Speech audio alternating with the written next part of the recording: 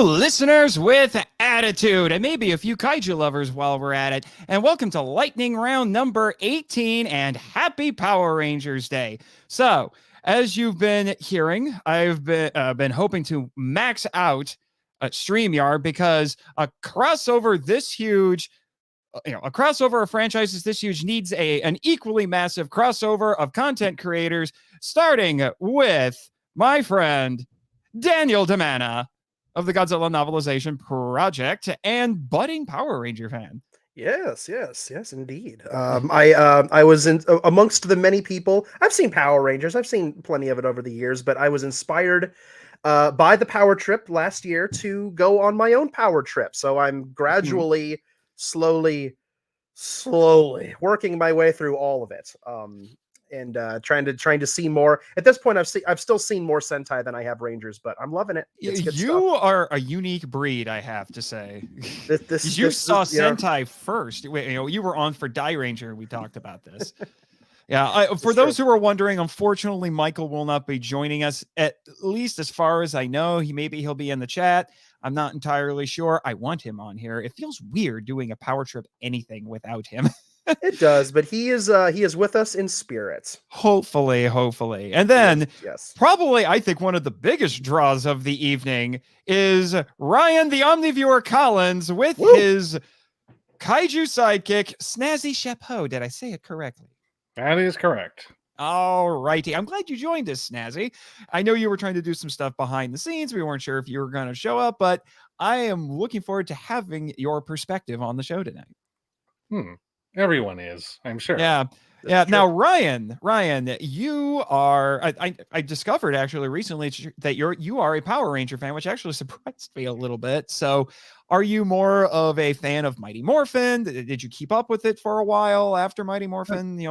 Tell us a little bit of your story. I grew up with Mighty Morphin Power Rangers. I was just the right age for when it started, and I was already a fan of dinosaurs. I was already a fan of Godzilla. So you have a show that has robot dinosaurs fighting giant monsters every day of every week. I mean, how could I not get into that?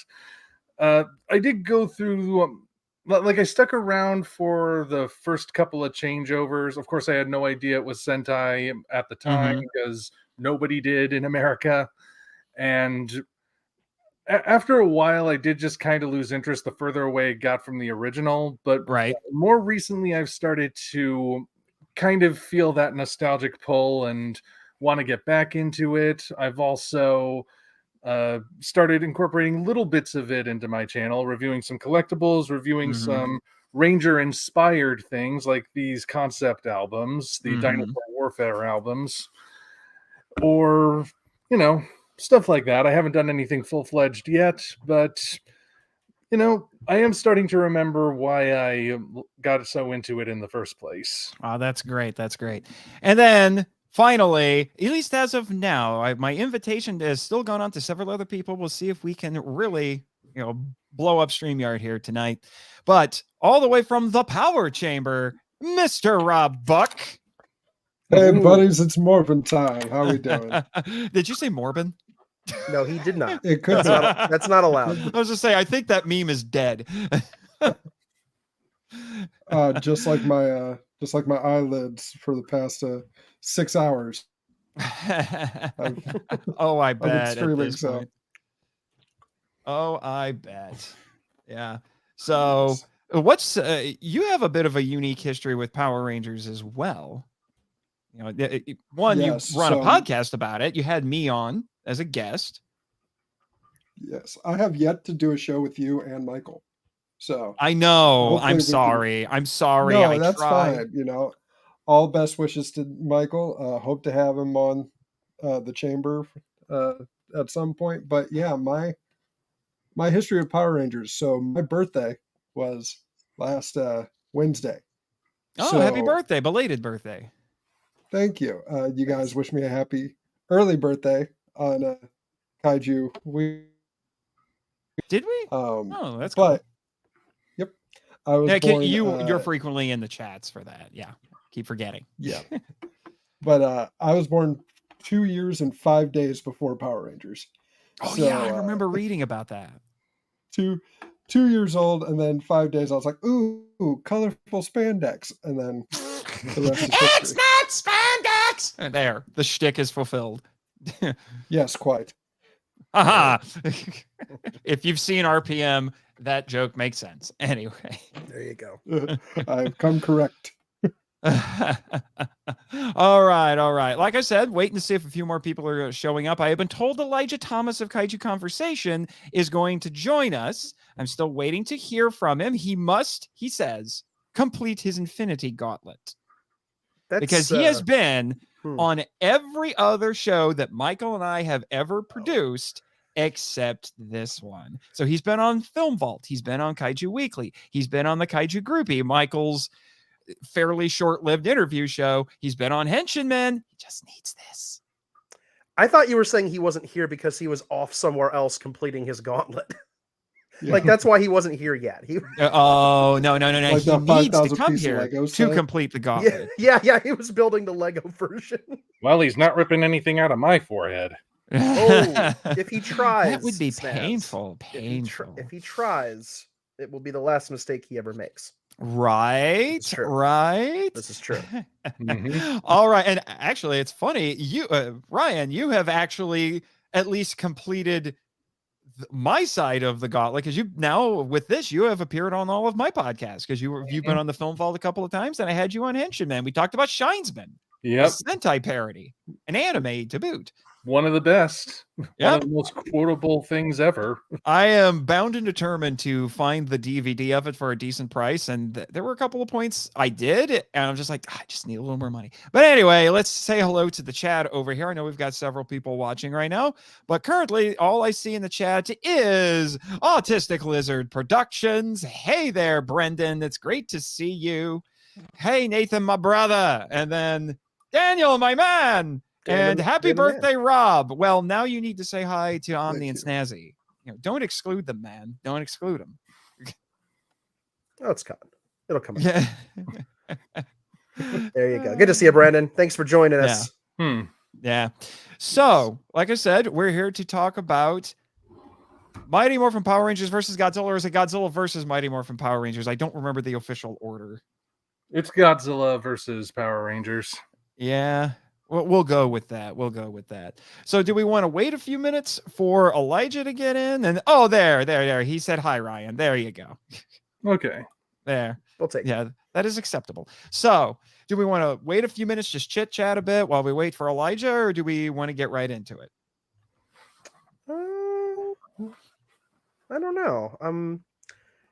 Well, what would we? I mean, what's something we could? Oh, I see a finger. I just remembered, Rob, you were streaming Yes. earlier today. I was on that stream for a little while talking about, like, you know, what Ranger colors would DC superheroes get, and what would a 1940s style Power Ranger team look like, and all that fun stuff. You were doing it for charity for To Write Love on Her Arms, which is a great charity. The Power Trip, we did a big memorial stream for JDF last year. I did the same thing. How did it go today? So first off, the only reason I knew about the charity was the JDF live stream. Oh, okay. So I decided to just the comfort of knowing that a person can donate straight to them and that there's no middleman that anyone has to worry about. That inspired me to pick up the mantle and keep running. Happy to report we had a goal of $300, and after 6 hours, we are halfway there. Woo! Wonderful. 150, so. All right. Do you have a link that you could throw into the chat? I think you included it in the private chat. Yeah. Yes. Copy link address. I'm going to throw that in there. So if any of you would like to donate during the stream, this is basically going to be an extension of what you've been doing. So there you go. Hey, it is the Queen of the Fabulous Empire. Hey. Yeah. Oh, do we do that? Yeah. That's well. I don't Streamyard as well as Michael at the moment. But hello, Kim. It's great to see you in the chat. If you've got the energy and the time, we'd love to have you in here. Just let me know, and I'll send you the link. But speaking of adding people, it's the littlest gatekeeper himself. He finally showed up. Elijah Thomas. Hello, hi. It is. And it with is high. that, you have completed the gauntlet. I do. I wish I had a gauntlet. You can go now. And there's See you 5 later, of us. Elijah. It's perfect. That's the only reason he showed up. And done. And done. Glad you're here, buddy.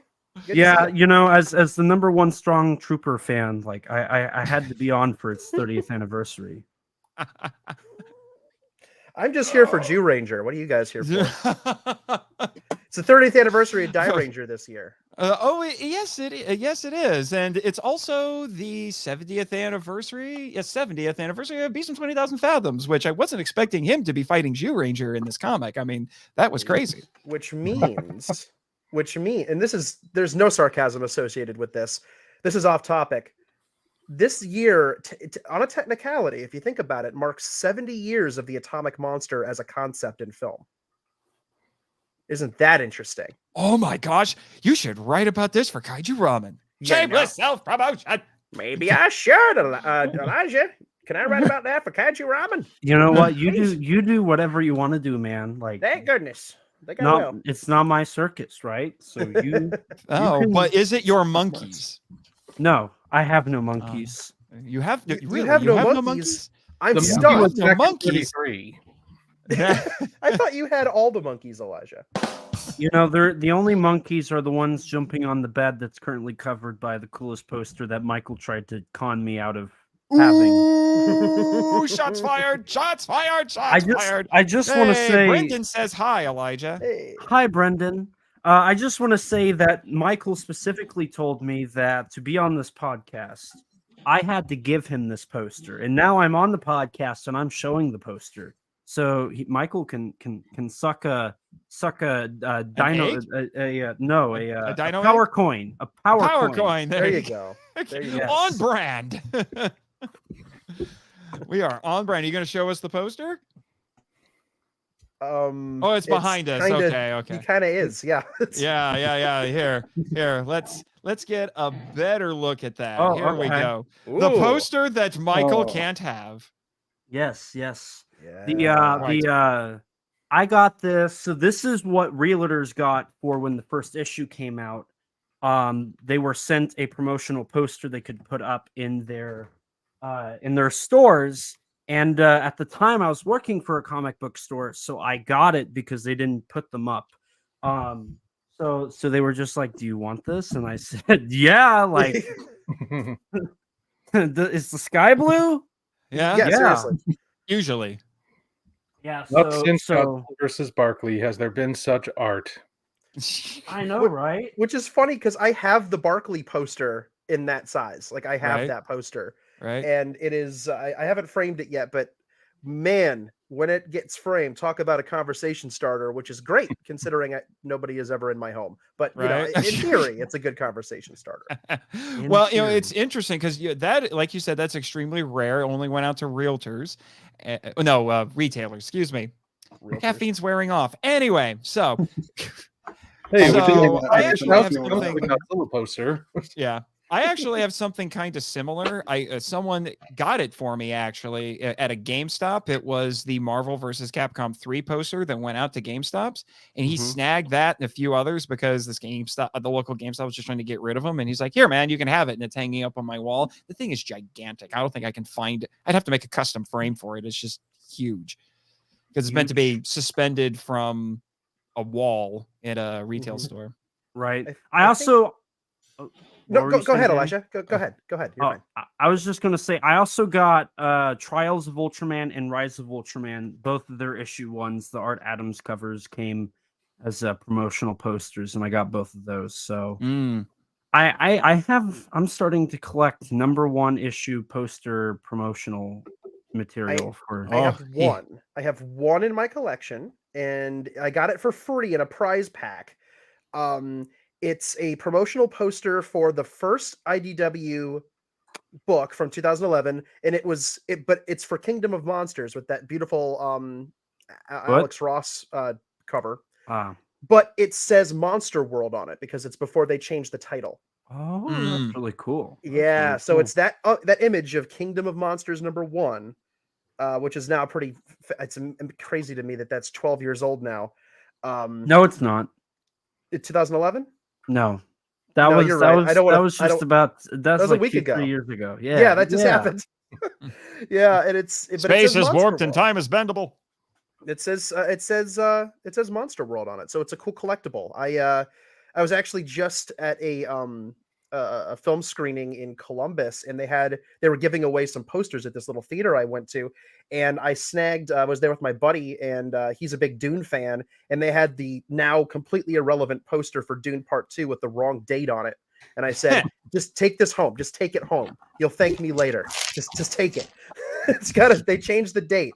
You now have a poster with the wrong date on it, and trust me, that's going to be cool to have.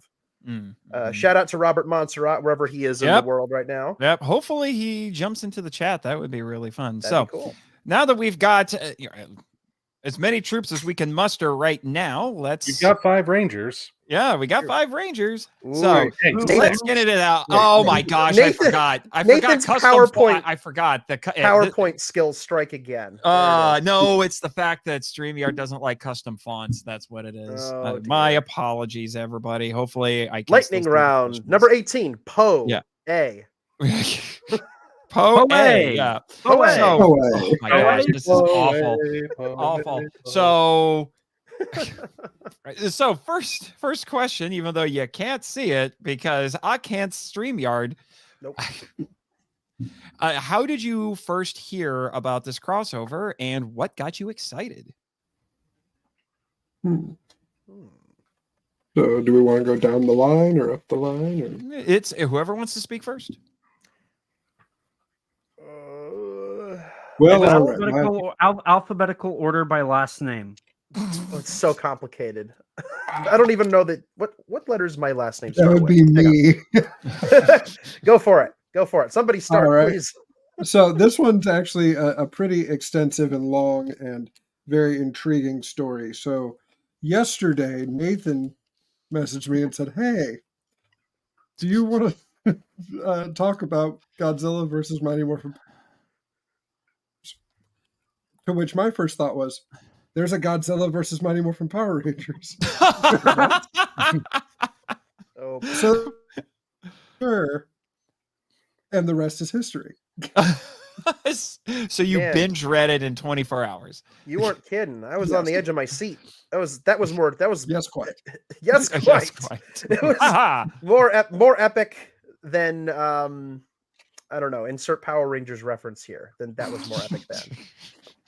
So more epic than Giant Tommy. More epic than Astronomer's wigs.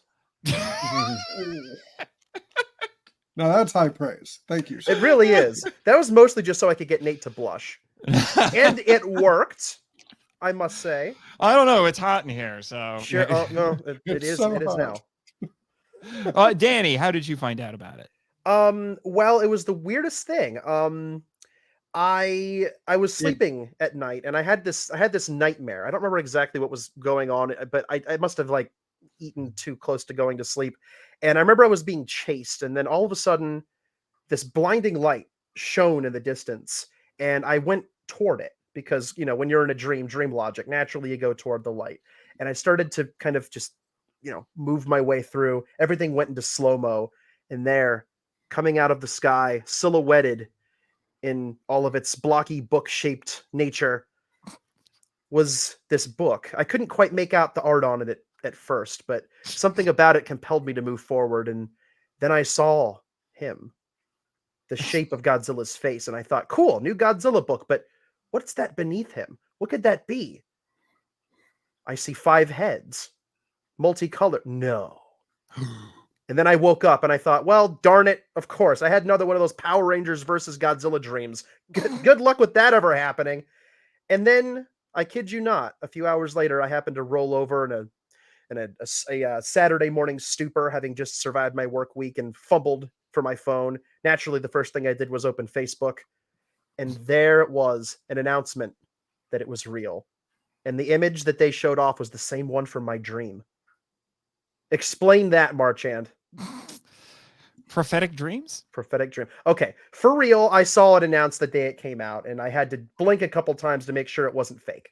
Mm-hmm. Because I'm like, wait a minute, this is for real? Like, this is actually happening? This is the most logical no duh, how did it take this long pairing in the history of crossovers, right? How did it take this long? Obviously, there were, trying to get crossovers to work like this is insane when it comes to rights. It's why you see a lot of them done in comic books and novels as opposed to film. It's, you get a lot more out of the gate like that. But this was, this just rolled into my newsfeed like normal. And I blinked a few times and I'm like, is this real? And turns out it was real. And I couldn't believe it. Pretty darn cool. I just realized. Or was it the first thing I said? Maybe. The world will never know.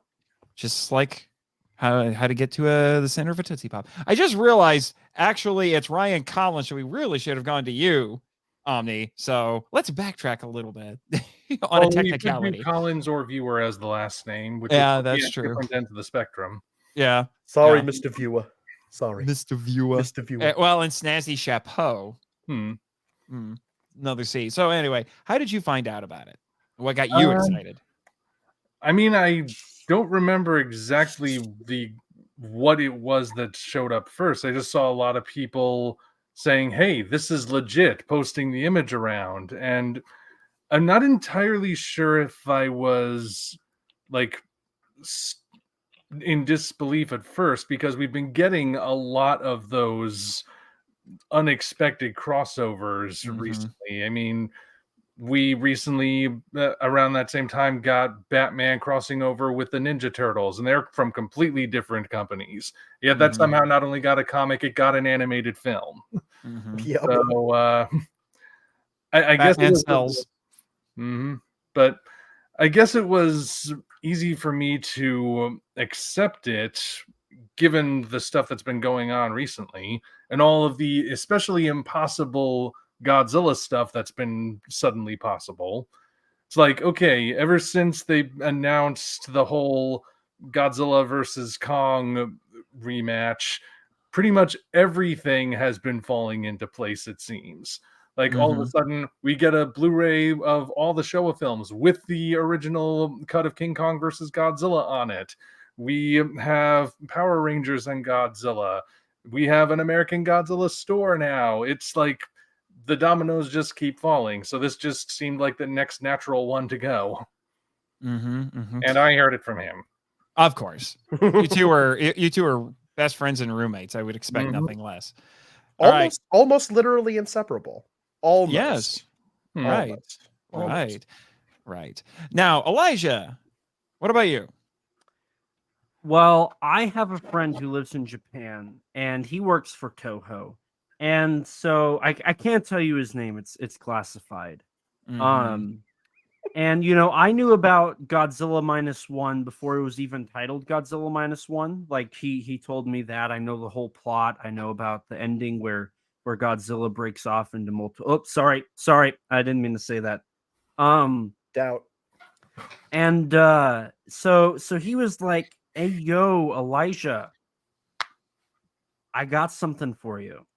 What if I told you that IDW is wanting to do Godzilla crossovers?" And I said, "Oh, they should do one with the Power Rangers. Like Toei will never work with Super Sentai and Godzilla. So next best thing, Hasbro just wants money off of the license. So why don't they do Power Rangers? Like get Boom involved, and Hasbro surely will be down, and you guys will have the greatest crossover in the history of the world."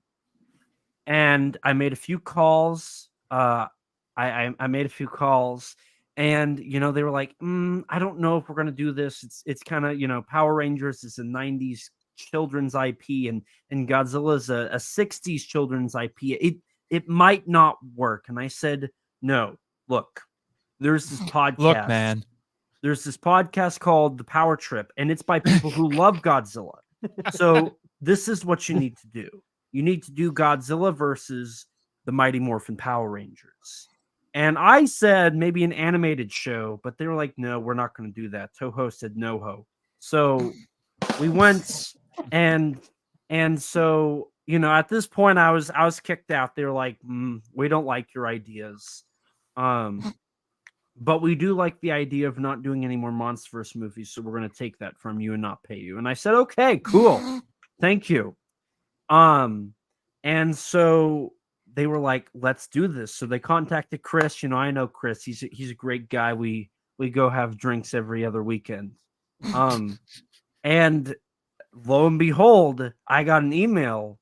Hey, yo, we're doing it in a comic book form. And I was thrilled. And then the announcement came out, and it was almost like I didn't even know it existed until the announcement. And from there, I waited in anticipation, and I got the comics, and I didn't read them until I found out we were going to do this. And I read them, and then I read them again today. And yeah, I was, if you look on the poster over here in the corner on a piece of debris, they actually put my initials, but it looks like debris because they wanted to give me credit, but they didn't want to. So they did little E and a little T, and they called it good. So yeah, that's my totally legitimate, 100% not fabricated whatsoever story on how I created Godzilla versus the Mighty Morphin Power Rangers, and I also created RoboCop, if you guys didn't know. Oh, really? I have You created a movie before you were born. Yeah, that's how awesome you are. I have a lot of things for you to autograph the next time we see Right, each other. right. No, I'm totally not going to call Bullzord on this. I'm just first send me your Zillafoot copy. I'll sign that first because yeah, I should have you guys sign that. Should have brought that with me to G-Fest for you guys to sign because you're kind of in it. And in all seriousness, now that I'm done BSing like some people on Wait, Twitter, none of that was true? No, that was all true. That was a joke. Oh, okay. All right. Next, you'll have you questioning Weird the Al Yankovic story. Yeah, which Elijah also made. Really. Elijah made everything. In case you didn't know. I did. Elijah's currently working on a Paul Rubens biopic. I bet he is. Let me know. Just you wait. Just you wait. He's trying to get Steve Buscemi to play Paul. Have fun with that. But in all seriousness, no, I think I'm just in the same boat as Danny. I do a news show called Kaiju Weekly. I'm sure nobody's ever heard of it. What's that? It's a news show. Yeah, I just said that. But what do you do okay. it like once a month? Every weekly. It's weekly. Weekly. It's weekly. Right? Yeah. Okay. Right? Yeah. So you found out about it collecting news for the show. Is that what you're saying? If I remember correctly, I found it collecting news and it was pretty exciting. I remember two of my friends, Nathan and Michael, they were really excited for this. Those guys are weirdos. Nathan is, but Michael's not as much. Oh, okay. Yeah, but we still love both of them. They're still great people.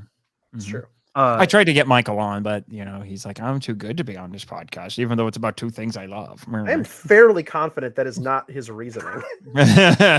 I feel like I heard somewhere where he wasn't feeling too good, and right. Yeah, and you just threw him under the bus. So that's what he gets for not showing up. That's all I'm saying. Anyway, so before I it's pretty quick. To let everybody know, I found out about it when the announcement was made. Same as all the as Elijah, Danny, and I'm guessing Ryan over there. I think Danny. I think it might have. I'm trying to remember if I saw it on Twitter first or if you threw it into the group chat you, me, and Michael have. I sniped it into the chat because your response was just, "What? Is this real?" Yeah, Daddy, is this real? I always question if it's real or not. It's something this crazy. You have to wonder. Especially what has now been deemed by Danny DeMana, X, formerly known as Twitter. Yes, yes. Or the artist formerly known as. I'm proud of my artist formerly known as Twitter joke. I'm gonna. You can't steal it. If I hear you stealing it, I will. I will continue to cite you as the source of that. No, I'm not worried about you, Elijah. It's not you I'm worried about. All right. Well, anyway, I just realized I forgot to do the rundown on the creative team and the story that we have for this thing. So our Trade writer, item. oh, Well, no, excuse me, what's our the story? editor. We have two editors on this, Tom Waltz and Daphne Plebin. I don't know if I said that right. Our writer is Cullen Bunn. Our artist is Eddie E. Williams II. And our colorist is Andrew Dalhouse, or is it pronounced Dollhouse? That would be funny if it was. And the official synopsis is when Rita Repulsa uses an ancient artifact to transport herself to a universe without Power Rangers, she finds herself in a world with aliens, kaiju, and, say it with me now, Godzilla. Gosh, Jira. There you go. Hoping to Gojira. annihilate this new foe, Rita hurls her own terrible creatures into battle, but she never expects that the Rangers have followed her to this alternate reality, pitting the dinosaurs themselves head to head with the king of the monsters. So there you go. So next question Not what it on says on the back. Yep. Next question on the terrible slideshow that I made is, did you buy the floppies, the paperback, or digital? Because I got these as they came out. I got mine as they came out. I got the individual issues. The gentleman who runs my local comic shop, let's just say he knows me, and he knows me well, and he knows how to get my money. So he put aside all the variant covers for me as he got them. So I have like 3 covers for each issue. I don't have the trade yet. I will probably get it at some point, maybe, but I got this as it came out.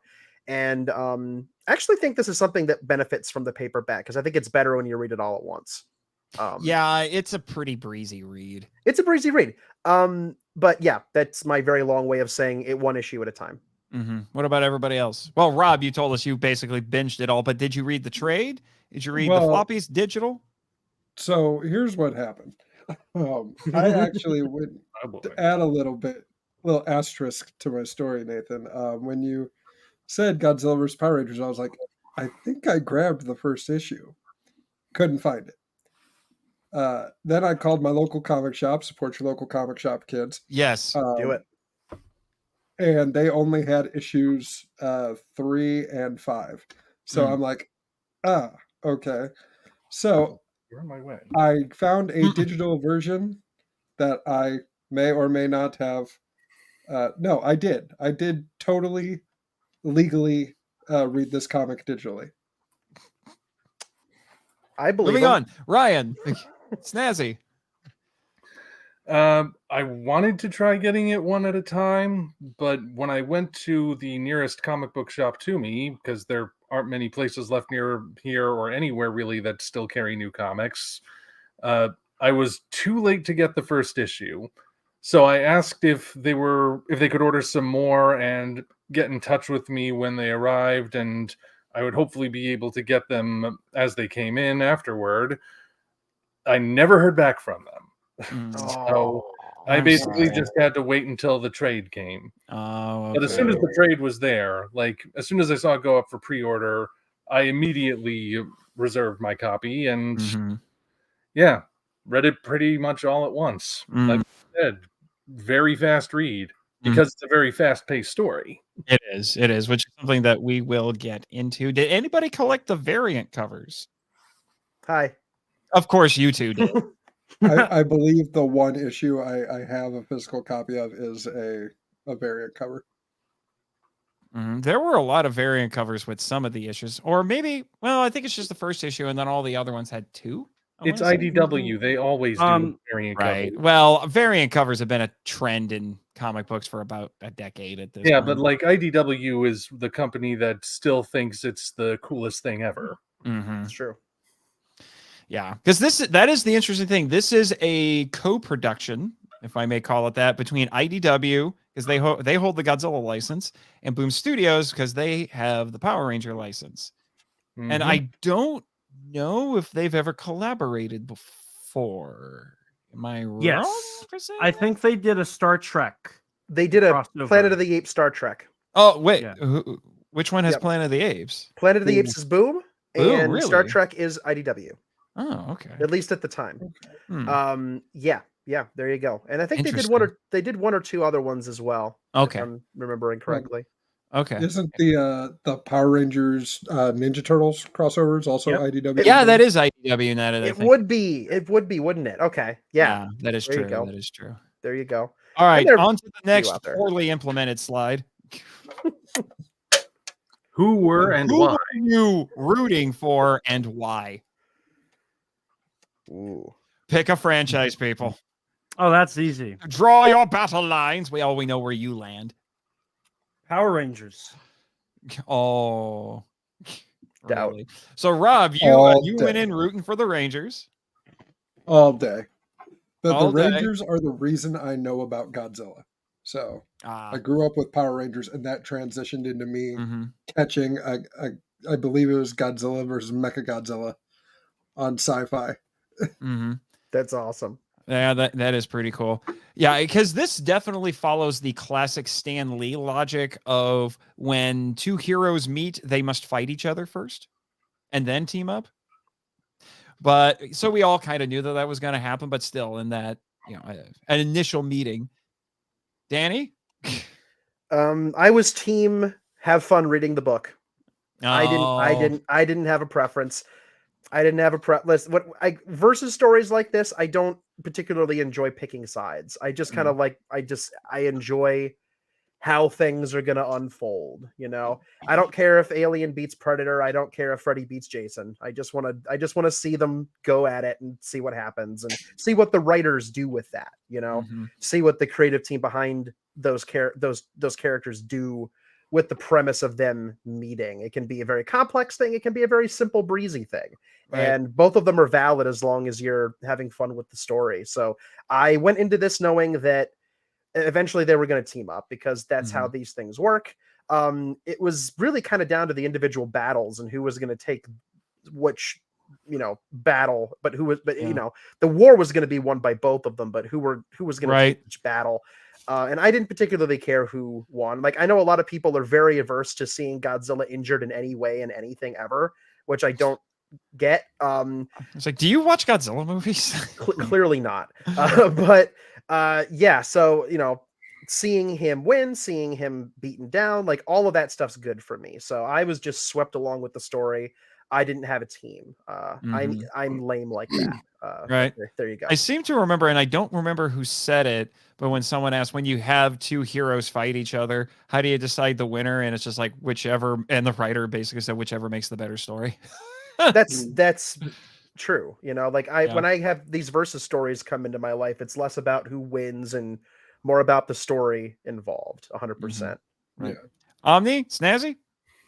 I don't think I was really rooting against either of them because, like I said, I'm a fan of both. But I do think I always had a sense that Godzilla was going to score more victories than the Rangers did. Because let's face it, I mean, they're from two completely opposite worlds. In the Rangers world, giant robots can defeat giant monsters. In Godzilla's world, giant monsters defeat giant robots. And they're in his world. So he's got the home field advantage. I mean, as much as I knew there was going to be a team up at the end, I always kind of figured Godzilla's probably, I mean, he gets the top billing. It's going to be his victory if I had to put money on it. So Elijah? So,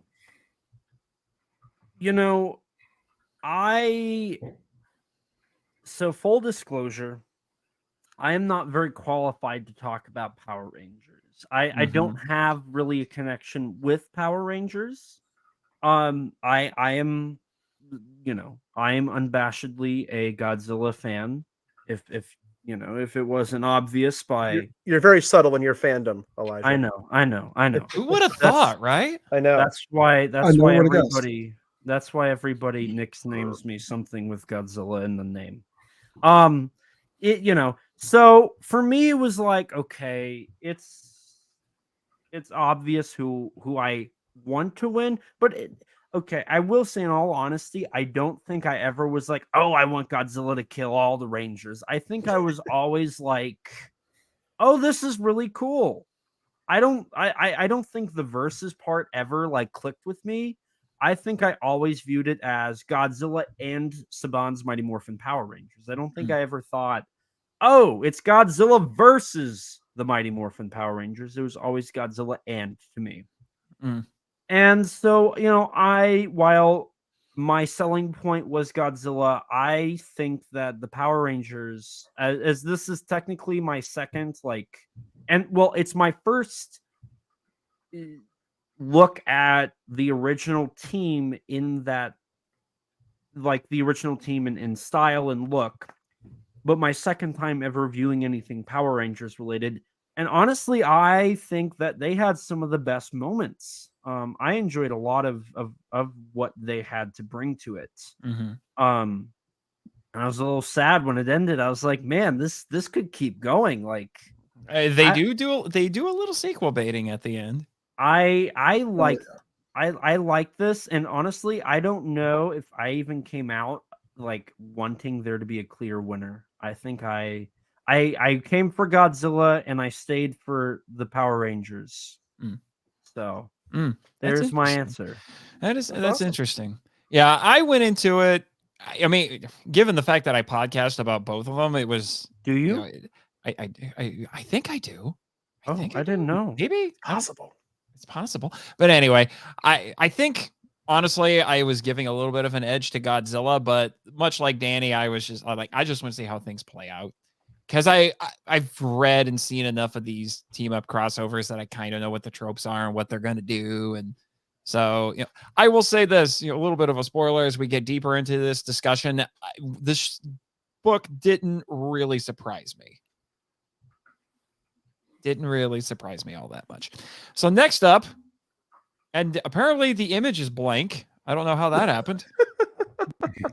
Next, can you pay Kim to do this for you next time? I was doing this very quickly and I forgot that that it doesn't like custom fonts. I say this with all the love in the world, Marchand. It shows. It shows. I just sometimes I remember and sometimes I forget. So give me a second here. I'm going to reference my actual PowerPoint file. So did you feel? It's like reading hieroglyphics. Yeah, it is. Yeah, so it is, and wow, my picture of Rita and the controller is definitely not working. So how did you feel each franchise's characters were handled, or either one given preferential treatments? Ooh, dangerous question. That's a big word, Nathan. You can handle it. No, that's a very small word. That's a good point. It's true. Man, I don't think none of us are brave enough to answer this one. What was the question? I don't know. Do you think either set of characters got I can were answer handled this. How do you feel each franchise's characters were handled? Were either one given preferential treatment? I'll go first since I know nothing about half of the characters in this. Honestly, I thought this was a very good adaptation of how I would think as a illiterate when it comes to Power Rangers. I felt like this was pretty well balanced for how they would actually interact. No offense, but I always view Power Rangers as a little bit on the weaker side compared to Godzilla. Of course. I don't know if that's true, but for Rob me, is sending me angry comments saying, kick him now. I have nothing of the sort. And check everybody. Make sure for nobody's me- typing anything. For me, I felt like it was pretty proper. I mean, Godzilla is always overpowered, and all the Godzilla kaiju definitely were very, very powerful in this comic. And the Power Rangers characters were not nearly as powerful. I mean, they still held their own very well. And I think the way that they made it so the Power Rangers characters had a little more brains than Bronze and was able to think it through was a little. I thought that was really cool. I thought that was a great contrast to your more brawny fighting of the Godzilla kaiju, in contrast to your more intellectual characters from Power Rangers. Mm-hmm. Yeah, it's interesting seeing the creatures from each franchise kind of compared here because the Power Ranger monsters are definitely wilder than the Godzilla kaiju who are in this, and the full list I have here. Some of these are only cameos, keep in mind, but besides Godzilla, we had Anguirus, Ebra, Gigan, King Ghidorah, Hedorah, Megalon, Megaguirus, Kamacuras, Kumanga, Rodan, and Space Godzilla. But like I said, some of them are just cameos. The major fights are for sure Megalon, King Ghidorah, Gigan, and we do see Megaguirus, Kamacuras, and Kumanga for sure. Because because they basically join a squad that Giant Monster Scorpina does. And then for the Power Ranger side, we have Eye Guy, Rhino Blaster, Bones. Again, some of these are only cameos. Terratoad, Pine Octopus, King Sphinx, Mighty Minotaur, Weave Worm, Slippery Shark, Snizzard, and Grumblebee. But I think the ones we spend the most time with are Eye Guy and Rhino Blaster, if I remember correctly. Yeah. Essentially, the monster roster of season 1. Mm-hmm. Well, there's a little bit of season 2 in there, I think.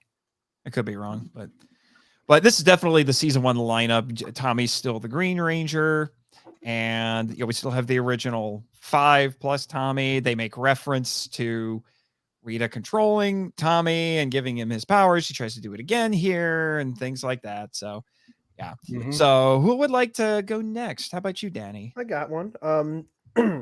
What I'll say is that I felt that the balance was pretty good. And the way that they did it was, again, like this book isn't necessarily going to isn't breaking any new ground here. The way that they approached it, I thought was pretty much the best way they could, because when you had like the Power Rangers, by the very nature of them being people, were always going to be our point of view characters. And the story like naturally was going to be about Godzilla, them encountering Godzilla and then their reaction to him in some way. Doing it the other way around, I'd love to have seen a story, maybe a story one day where it's like Godzilla's point of view and he's like, look at these tiny things, but he's not going to know what a Power Ranger is. He's not going to have reactions like that. So naturally, some kind of novelization project where you could express. Now there's a way we could get it. Now that is an idea. Yes, I would love to. You know what? Technically, it's part of this is part of like Godzilla canon now. So I could technically do an alternate Power Ranger thing. I don't think it's canon to either franchise. You're not canon to either franchise. It's canon to both franchises. Yes. Really? I've heard otherwise. But it is in its own thing. It's canon. Well, okay. It's been approved by both of the owners. How about that? There you go. Right. It is canon in our hearts, and it establishes a multiverse at the end. So everything's canon in the multiverse. Everything's canon in the multiverse. Looking at you, Marvel. That's right. So the way that they balanced it, it was like I said, it was always going to be following the Rangers through the story, and they did that really well. The integration that I find the most fascinating is Rita and the Moon Crew hanging out with the Exilians. Now, how cool is that? The controller and the some controller's of his goons there, and they actually call him the controller, which is cool. Because in whatever, I was wondering if they were going to actually give him that name, and they did. They called him the controller. Pretty neat. I would be upset if they didn't. No, it's like, well, that's the most iconic name. Like if they called him the Commandant of Planet X, there would nobody in the American audience, because this book was written for an American audience, Power Rangers fans and Godzilla fans. If you called him the Commandant, people would have been like, what's that? But if you call him the controller, everyone's like, my childhood. So you gotta do that. The way that they had the power play between those two groups was fascinating. The integration of the monsters was really cool. The way that each half, kind of perceived the other half. It was, like I said, it was always going to be a Ranger dominated story, but the balance and how it weaves through the story, I think, was really pretty well done. Rob, as the big Ranger fan here, and as someone who's not as versed in Godzilla, how did you feel about it? I felt that they were pretty well depicted. This to me, because my show, The Power Chamber, just finished wrapping up our season 1 look at the show. And this felt like an episode. Like I could totally see this as a script for an episode of the show. And what I really appreciated was it would have been very easy for Rita's monsters to just be clowns. I think to the Teenage Mutant Ninja Turtles special where the 06 Turtles met the 80s Turtles and 80s Shredder was kind of just tossed to the side as a joke. It would have been very easy to do that with Rita's monsters, but they didn't. They highlighted the differences, but they didn't make them feel less than. Right. I love how I Guy and Rhino Blast are like, wow, Geigen doesn't like to talk. That was honestly, that was my favorite part. They both make puns, and then he just smacks the Megazord. And they're like, I guess he doesn't like puns. He doesn't like banter, and then they move on. That's great. But yeah, I thought the characters felt like the characters. Rita felt like Rita. Yeah, I don't really have an issue with how anyone was depicted.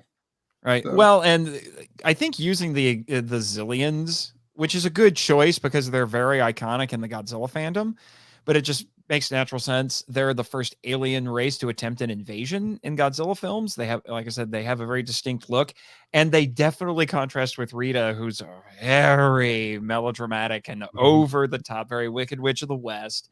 And the controller is very unemotional and calculating and is just kind of like, why are you reacting like this? I don't appreciate that. And let's be honest, the Godzilla fans in the room, did you hear the dub voice from Monster Zero? 200% dialogue. Yeah. So Omni, Snazzy, how did you feel? I felt like the one thing that stuck out to me the most about the portrayals of both sides was respect. That's what it really rung out, because you know that they both have huge fandoms. Godzilla's got a huge fandom. Power Rangers has a huge fandom. There is some crossover. There's not necessarily a lot of it. Not as much as I thought, which is weird. Yeah, but hopefully after this, there's more. Who knows? But like, you know that if you're gonna bring those two fandoms together, I mean, clearly most of the people here weren't really taking sides, but there are some fans who are going to take sides and they'll want to see their side do better. And I think they struck just enough of a balance where, yes, you can say that Godzilla might have an edge over the Rangers and the Zords, but you can still, even as a Ranger fan, kind of understand how that's the case. And it plays in because if you're rooting for the Rangers, obviously the more interesting stories involving heroes are the ones where they have to struggle against an opponent. If they just walk in and wipe the floor with their enemy, that's boring. So yeah, it's almost sort of like what they did with Godzilla versus Kong, where they put it from Kong's perspective and framed him as the underdog, so that when Godzilla steps in as the juggernaut who's the current title holder, we feel about Kong having his struggle against that. And only in this case, we've got 5 Rangers who are constantly bantering back and forth. So, yeah, I think that's what ultimately stuck out to me. There was an understanding that what we want to see is these characters done justice, regardless of how the versus part of it plays out. As long as the characters are done well, it will be accepted. And that's what Bunn set out to do when he wrote this script, I believe. Yeah. Well, and what's interesting is that even though there doesn't seem to be as much overlap with the fandoms, I think over in Japan, anybody who's working in Tokusatsu, I feel like there's more overlap there. I mean, let's be honest. And we'll get to it, Kim. We'll get to it, but Dragon Sword's clearly inspired by Godzilla. There's no getting around it. You could arguably say Mechagodzilla. I mean, there's some overlap there too, but yeah. But I mean, if he was supposed to be organic at some point, look at the Green Ranger's helmet. Yeah, potential Godzilla Ranger. That would be insane. Oh my gosh! Someone make fan art of that. I need to see a Godzilla themed Power Ranger in the style of Mighty Morphin. That has to exist. That has to exist someplace through the ages, let's say. Yeah. There's a Shin Godzilla Zord that's got tiny little machine guns for arms. And then they meet up with all of the other biggest heroes in Japan and combine into a Megazord. There you go. But that's just silly. Nobody would actually do that. Right? Yeah, that's just And no that's one would not charge even- $300 for a toy of it. Certainly no. not. And nobody would Yeah, actually just a typical Bandai toy that they have to make up for 5 licenses. They got to charge $300, you know. You know. That thing is Anyway, ridiculous. I so love it. going back to my horrible PowerPoint, and it remains a horrible PowerPoint. Yay.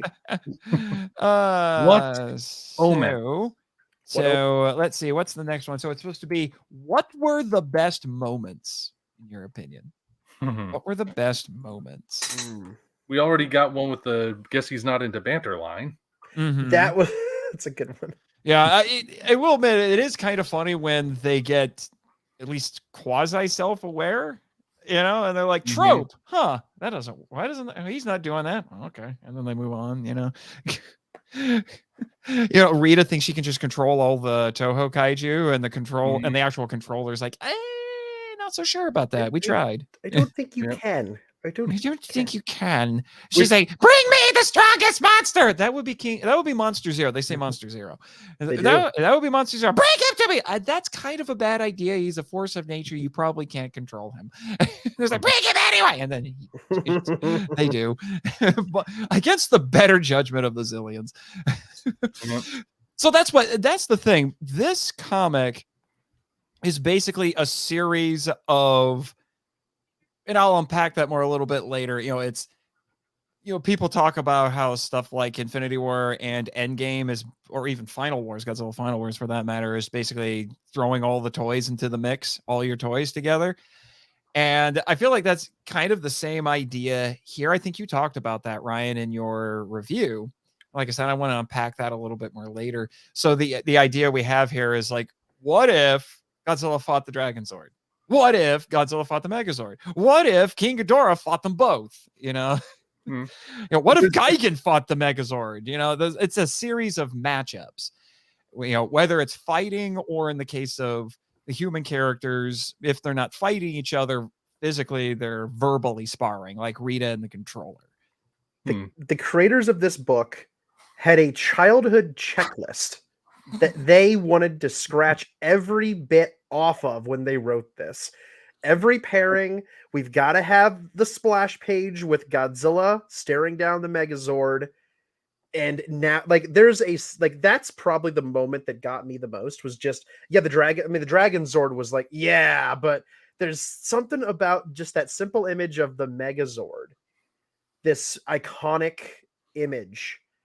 And then you have it staring off against Godzilla, and there's this celebratory feeling looking at that piece of art, knowing that it's official and that it's sanctioned. You know, like it's a real thing. It's not fan art, and it's not just the writer of the story bashing toys together in a sandbox at age 6. Now it's real, and which is the variant cover I have. Yes, that cover. Oh, that cover. Which I want to talk about that. Like we'll save that one, but at the end, we'll save that one. I do find it interesting that I just realized most of the Toho kaiju are using their 90s Heisei designs in this, which feels appropriate considering Zhu Ranger / Mighty Morphin is a 90s property. If they were in the 90s. Yeah. I mean, Gigan doesn't have a 90s design. No, but they basically just slightly upgraded, or updated, I should say, the Showa design. You know what they should have done? Because the only variation we got on Gigan is from the Millennium era, and I don't think Leather Daddy Gigan's gonna work in this. You know what they should have done? They should have drawn Gigan like the Trendmasters figure. Oh, that would have been great. Yeah, that would have been great. So, Rob, what were your what do you think was the best moments? Let's see. The banter between the controller and Rita was great, with Rita just being like, "Oh, you summon the monsters? You don't make them? That's so much easier." Again, I like the sort of self-awareness. It's one of those things. When you do a crossover, I always want it to be a meaningful crossover where you either get some really great character interactions because either the characters have affinity for each other, or it's an opportunity to kind of compare and contrast a little bit. It's a natural way to put them in conflict. And in this case, it's, like I said, semi-self-aware. Yeah, so that also Rita's reaction to King Ghidorah. How is he able to beat so many of my monsters? Well, yeah, Empress, he was able to defeat the combined power of the Megazord and Godzilla. Finster. Don't answer my questions. That's great. That you can hear that happen. You can hear it in the voices because it's so natural. You know that's exactly. Well, my Empress, like you know exactly what's going to happen, and you know she's going to come after him. So it's playing into that so beautifully. It feels like to your point, it feels like an episode. It really does.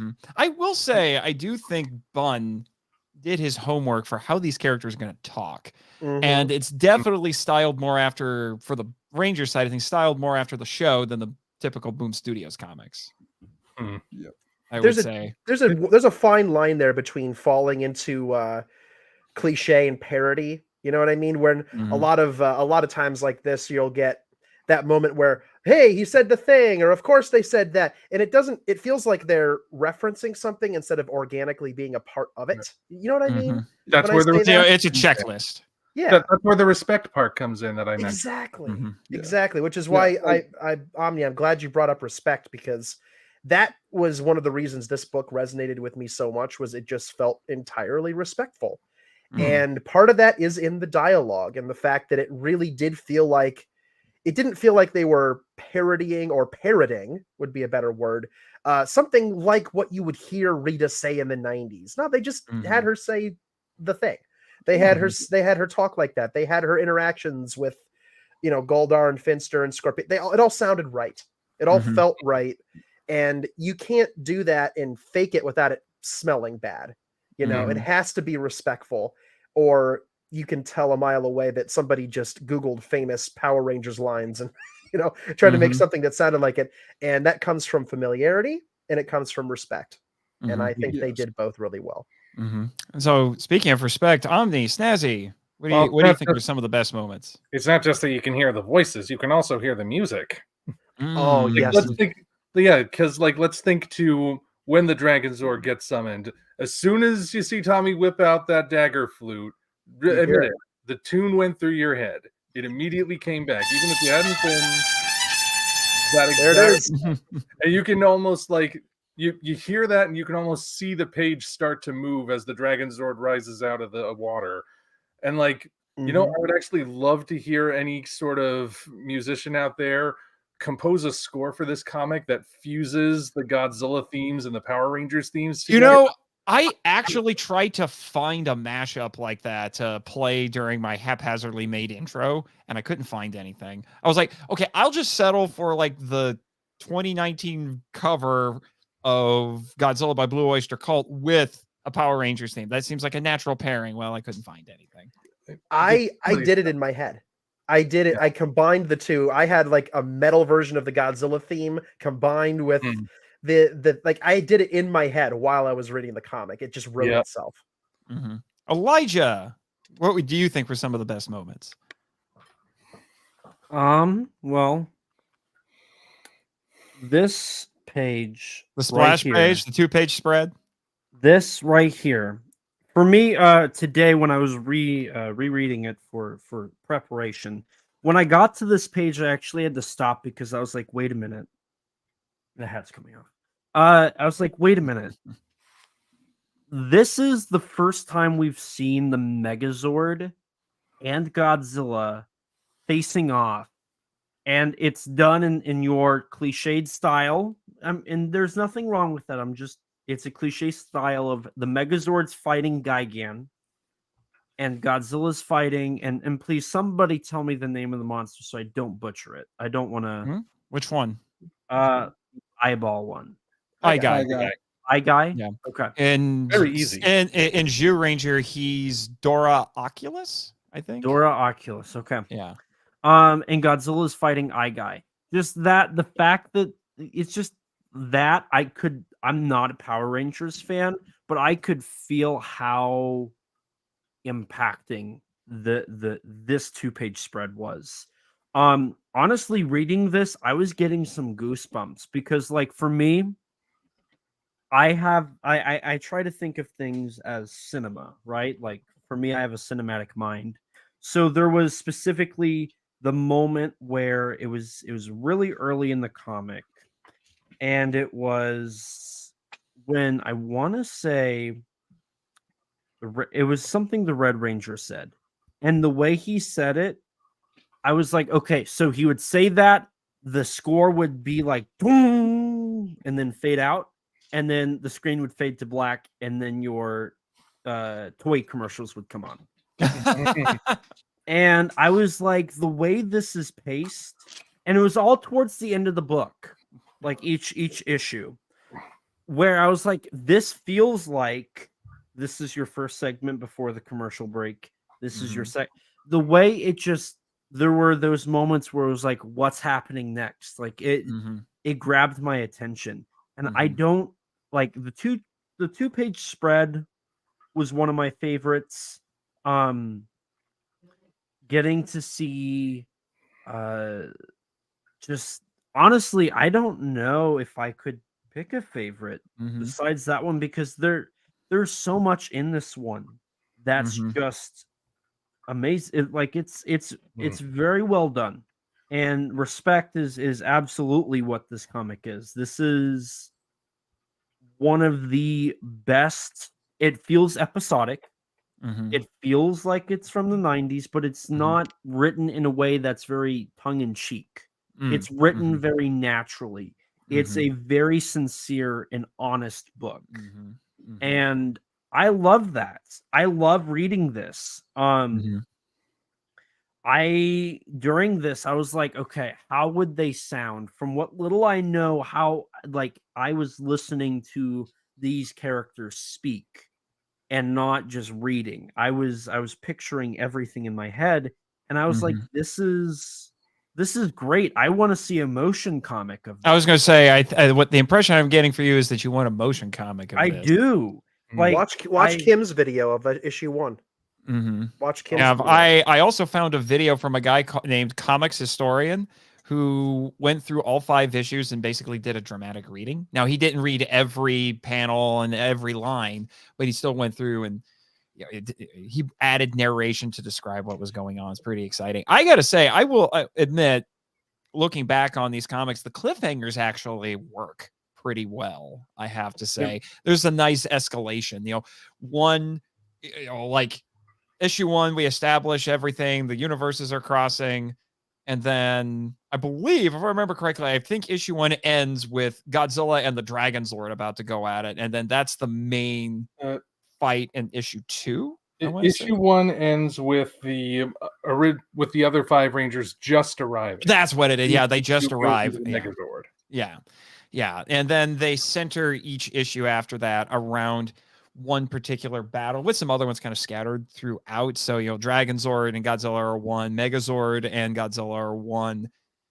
And then you've got some, like the Gigan trying to fight people in the middle of all of that. Ghidorah becomes the centerpiece. And I think the last 2 issues, if I remember correctly. It's in the last issue and towards the end of issue 4 where he becomes relevant. And what I like is it's kind of written like they couldn't afford to have the kaiju on screen, right? Like it cuts back and forth from the Rangers and Rita and the Exilians to the kaiju fighting and whatnot.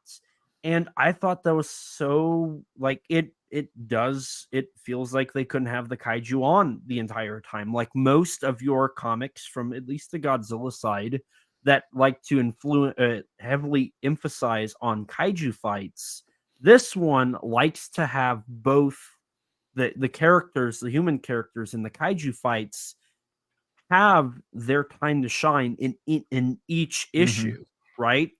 And I'm one of those people that the human characters have to matter, which is why I said that I came for Godzilla and I stayed for the Power Rangers, because there are human characters, and I think they're very engaging and interesting, and they're so well written into the story that it feels natural. I can't like say enough nice things about how this was written. So there's also Yeah. authenticity.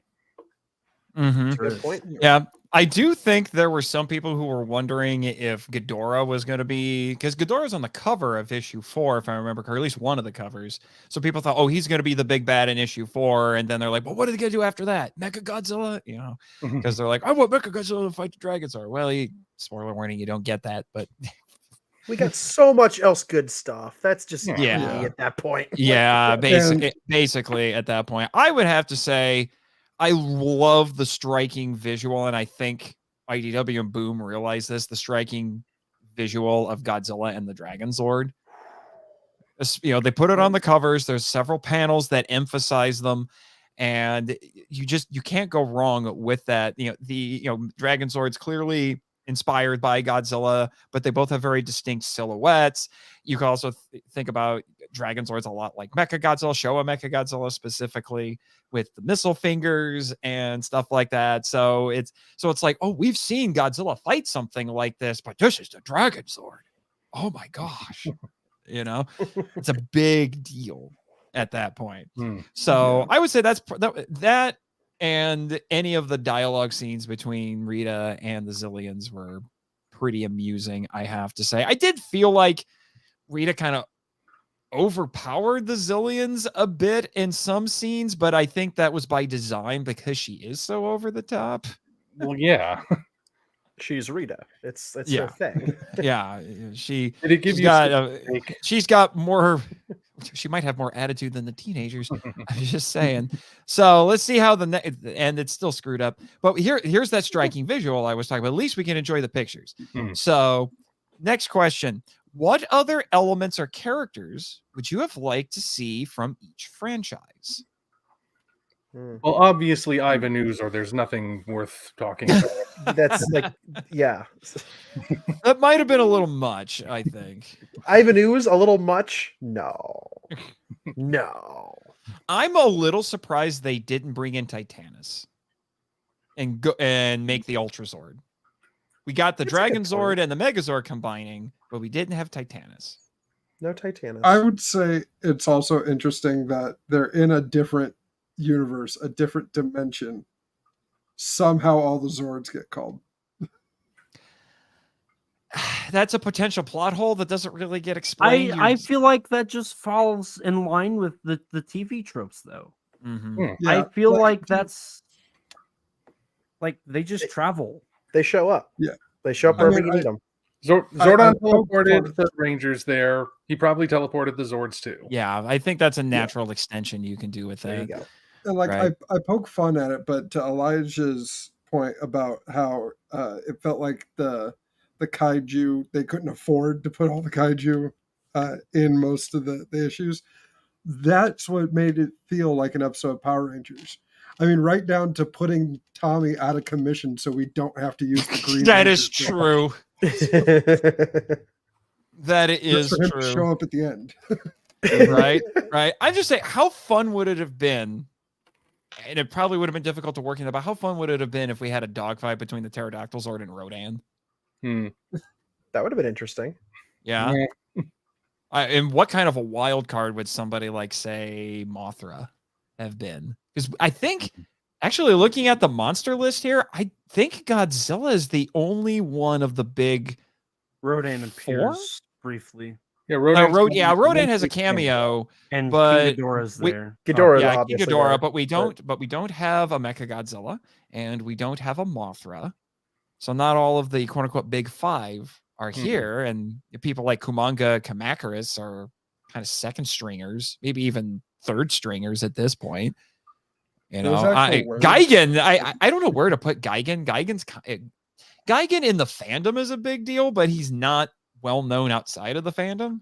Well, neither But is he all seems the very other kaiju. fitting. Yeah, but he seems very fitting for Power Rangers because you can tell Gigan was influenced by Ultraman. He looks a bit like an Ultra Kaiju. Same with Megalon at the beginning. Yeah. Exactly. Yeah. Megalon even more so, really. For real.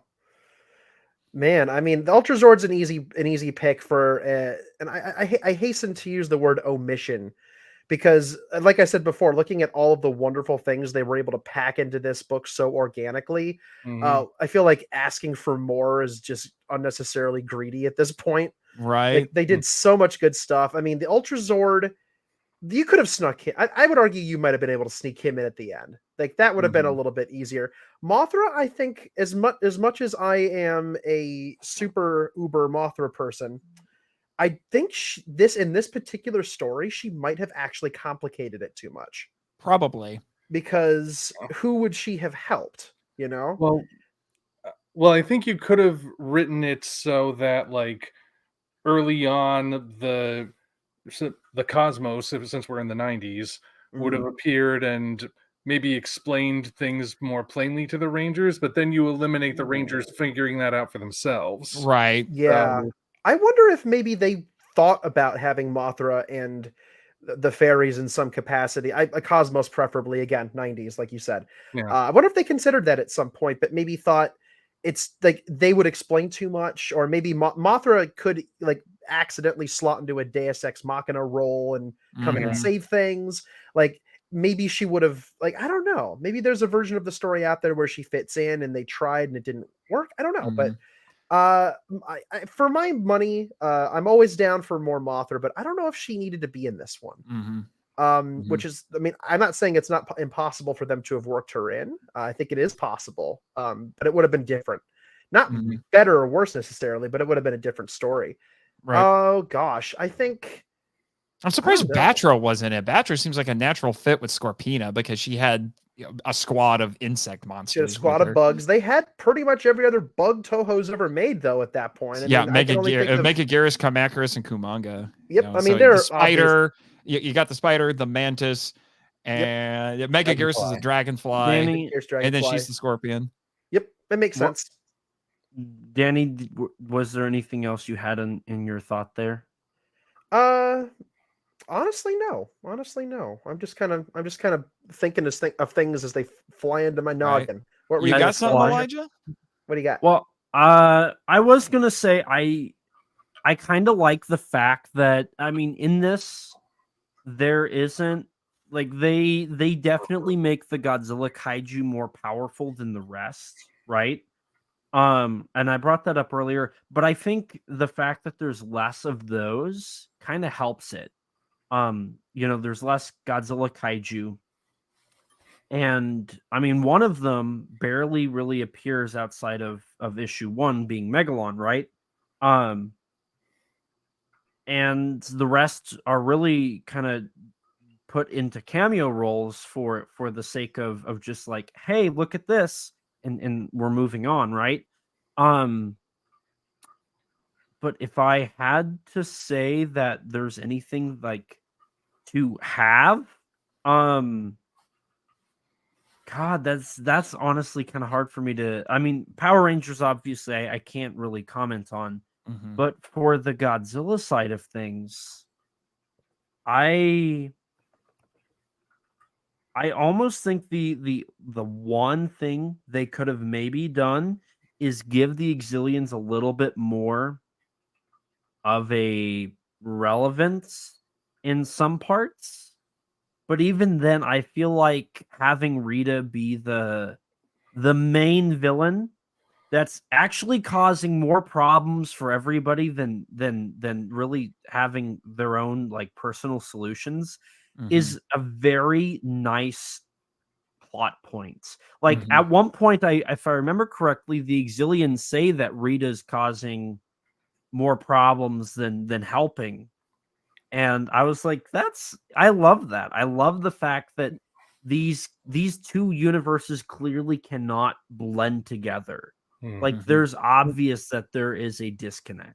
And it's thematically sound with the original Power Rangers, because part of how it showed the two sides is that evil doesn't really get along, but good is teamwork, good is friendship, good is all those things. So carrying that over into the Godzilla universe, which seems more chaotic at first, you see that still carry over. Because they're each other back and forth, and Yeah, because they're never sure if Godzilla's on their side, which is a smart move. They establish, again, because this is basically 90s Heisei Godzilla, he's a force of nature.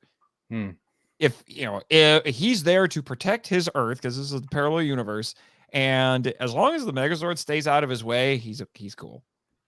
But they do skedaddle there at the end because Godzilla's like, well, I beat everything else. You're next.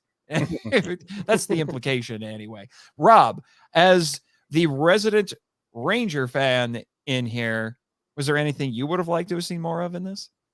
So I got two joke ones and kind of a serious one. Because I'll do the serious one first. We established that this big fight happens in Angel Grove. Rita, as soon as they land, they see the sign that they're in Angel Grove. I would have liked to see maybe a command center of some kind in this universe with Godzilla, which leads into my first jokey answer. I would have liked to see Zordon make Jet Jaguar. Jet Jaguar would have been so much fun in this. Zordon, what do we do about this Godzilla? I'm working on it. I'm working on it. Calm down. And then they're like, that little guy? And then he's like, if Alpha 5 turned into Jet Jaguar, this 10 out of 10 comic. If Alpha 5 became Jet Jaguar. Punch, Zordon. Oh, dear.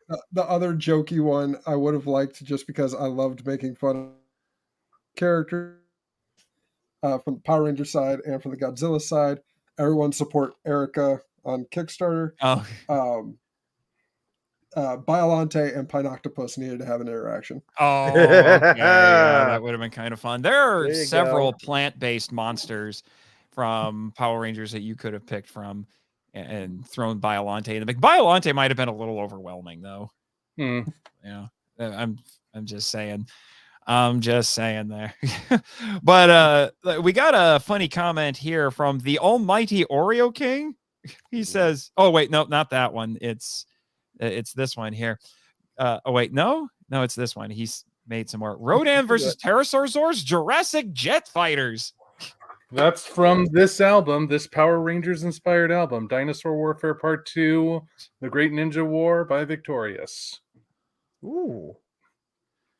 Which is a sequel to this Power Rangers inspired one, Dinosaur Warfare Legend of the Powersaurus. Actually contains the Power Rangers theme as one of the songs. Well, as part of one of the songs. So they sample it. Yes. Well, it's a metal band, so they don't sample it. They actually play it, but... Yeah. Yeah. That's cool. I'm always down for new covers of the theme, because that's always neat. Right. And the second album does the same for the Jurassic Park theme. That's cool. That's really really cool. Because of course. I've never heard of that. That's really cool. Right. I review both of them, as well as the other album by that band that it crosses over with, Space Ninjas from Hell, which is also Tokusatsu inspired. I love it. That sounds about as Tokusatsu as you can get. All right. Speaking of as Tokusatsu as you can get, again, that's screwed up. But what did you think of the script and the art? We've talked a little bit about the script, but we haven't really said anything about the art so far. Now, I wish I could remember which company the artist here works for. So Mr. Freddie E. Williams II, because I'm not entirely sure. The DC. Art strikes... What? It looks like DC. He worked on Batman and Teenage Mutant Ninja Turtles. Right, so okay. Well, DC.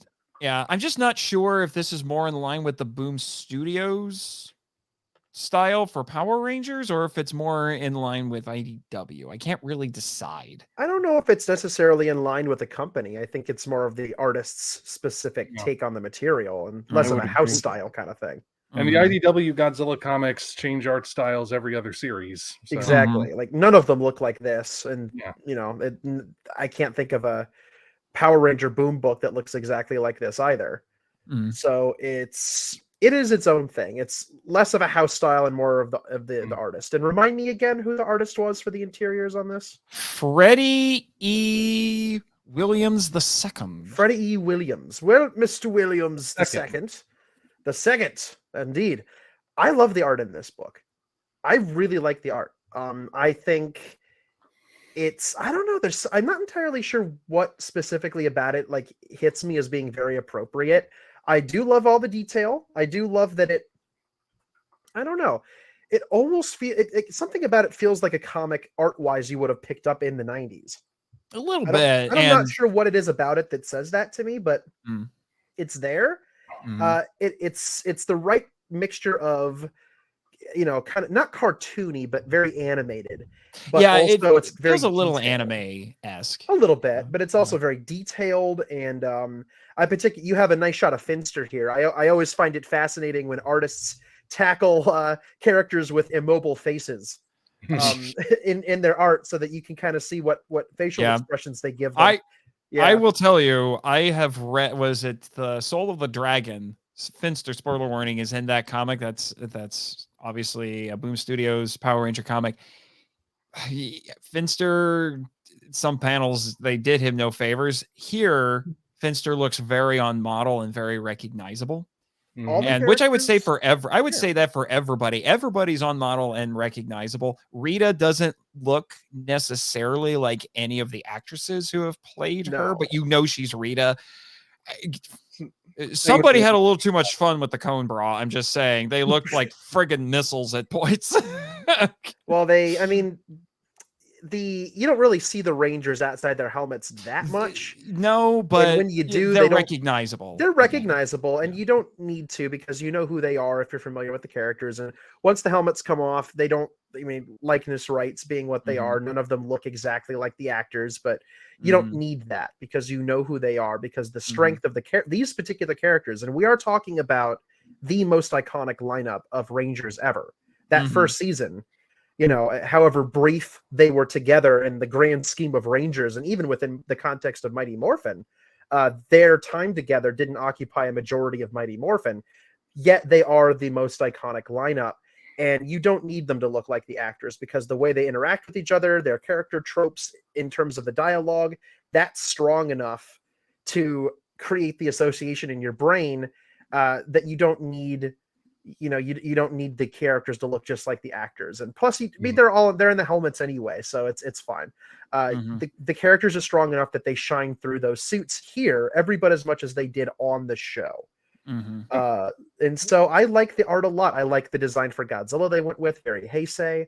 I like the I don't know. I think I like the way that the kind of Toei-esque art style of Power Rangers and the Toho style really complemented each other, but also didn't change in order to kind of create one cohesive thing. The Dragon Sword still looked like the Dragon Zord. Godzilla still looked like Godzilla. They didn't change one to look darker and edgier, and they didn't change the other one to look a little bit more TV budget. They both looked like their own thing. Two worlds crossing over, and that was reflected in the art. And I think the art did it, knocked it out of the park. I do think there's one character that I feel like they didn't get quite right, but I'll save that for last. What did everyone else think? Script and art. I think we have to draw attention to one little detail that I think was a smart move. The colored outlines for the text bubbles when the Rangers are speaking, but we can't see them. So we still know who's speaking. Smart move, yeah. I loved that. I'm glad that was mentioned. Yeah, it's a very little thing, but it helps keep the whole story comprehensible. And that's another thing. Like, you can always follow what's happening. There was never any point where I was looking at a page and thinking, I have no idea what's going on, or who is who, or what I'm looking at, or where I am, or who I am. I just read it from beginning to end, and it was all basically as easy to follow as an episode of Power Rangers or a Godzilla movie. Yeah, the smart thing that they did here, because this is a temptation with this kind of a story, is you could overcrowd a page.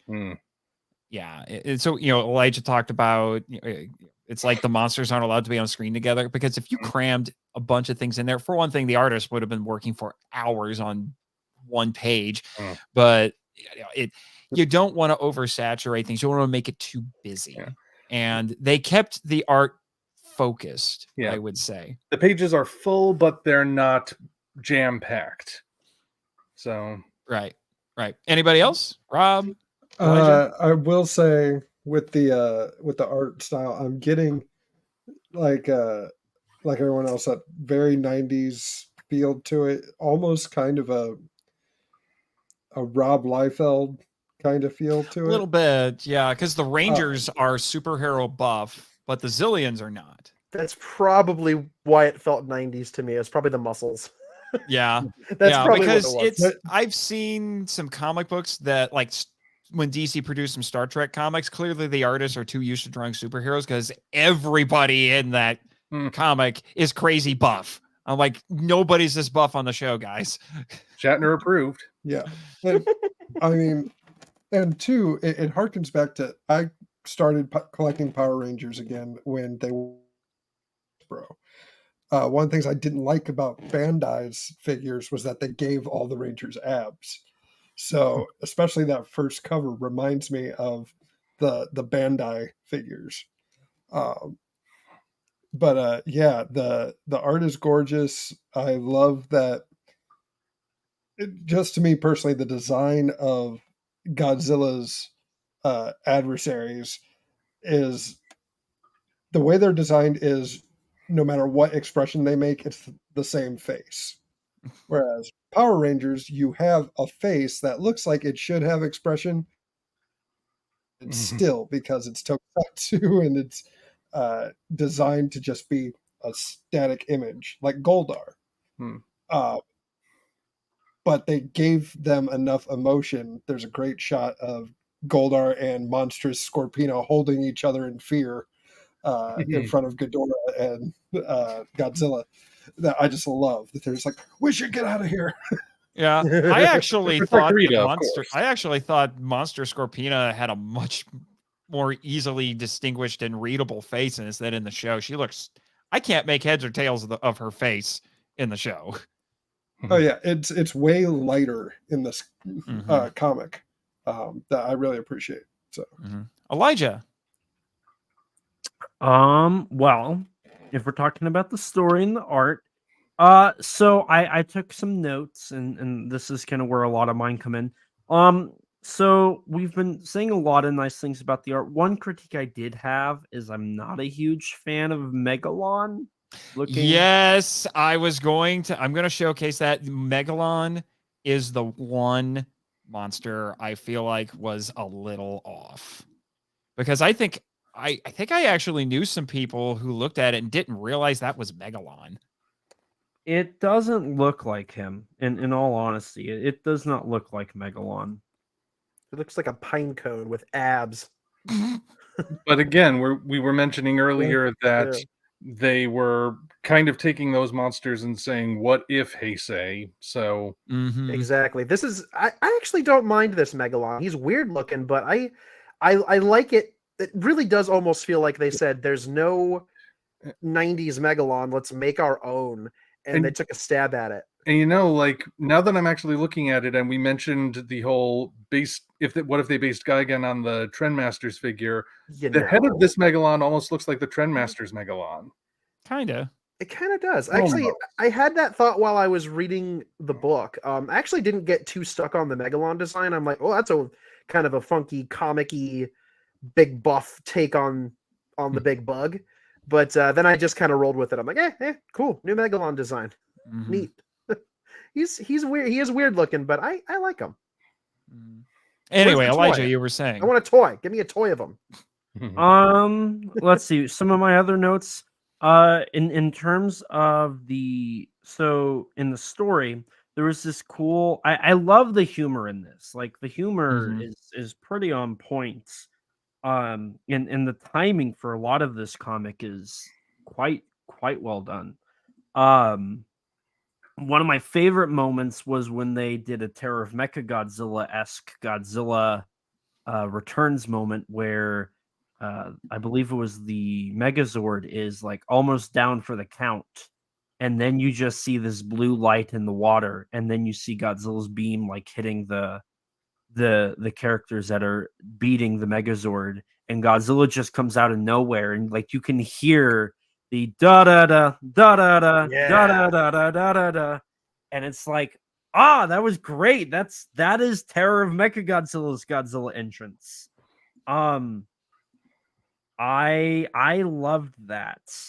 And I loved just how everything worked. I mean, the Exilians getting sick and tired of Rita and like letting Tommy go and like giving him all of his stuff. It was like it was perfect. And the lore that they gave the Exilians, like they expanded upon their like they are a reoccurring character in this universe that is trying to take over the planet for its natural resources by controlling the monsters of Earth, but they even go deeper and say like you can't really control all these and like it's iffy if they'll actually follow you, and we get that paid off with Ghidorah at the end. And even though Ghidorah was kind of your cliche final boss, it works, right? And the inclusion of the Exilians makes that all the more better. Besides that, I will say I felt like the ending just kind of wrapped up a little too fast. Yeah, we'll get into that. That's one of my questions. We're going to talk about the ending.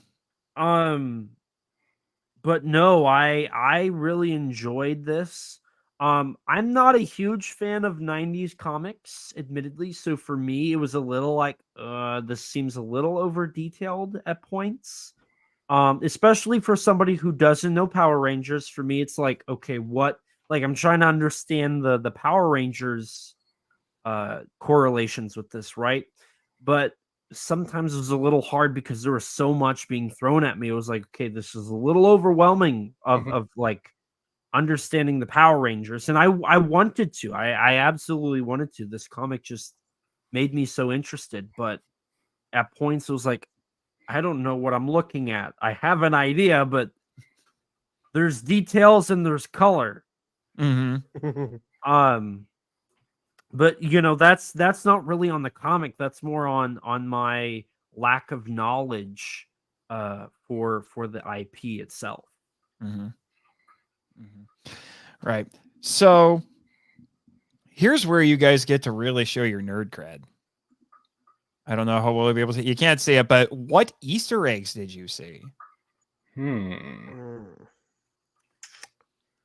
Oh gosh. Well, there were some cameos from the kaiju. Right. There's a lot of cameos on the last page when you see Rita and her minions falling through the multiverse, and you catch glimpses of different versions of Godzilla. You catch different Ranger teams. I think RPM was in there. Dino Charge was in there. Interesting stuff. Mm-hmm.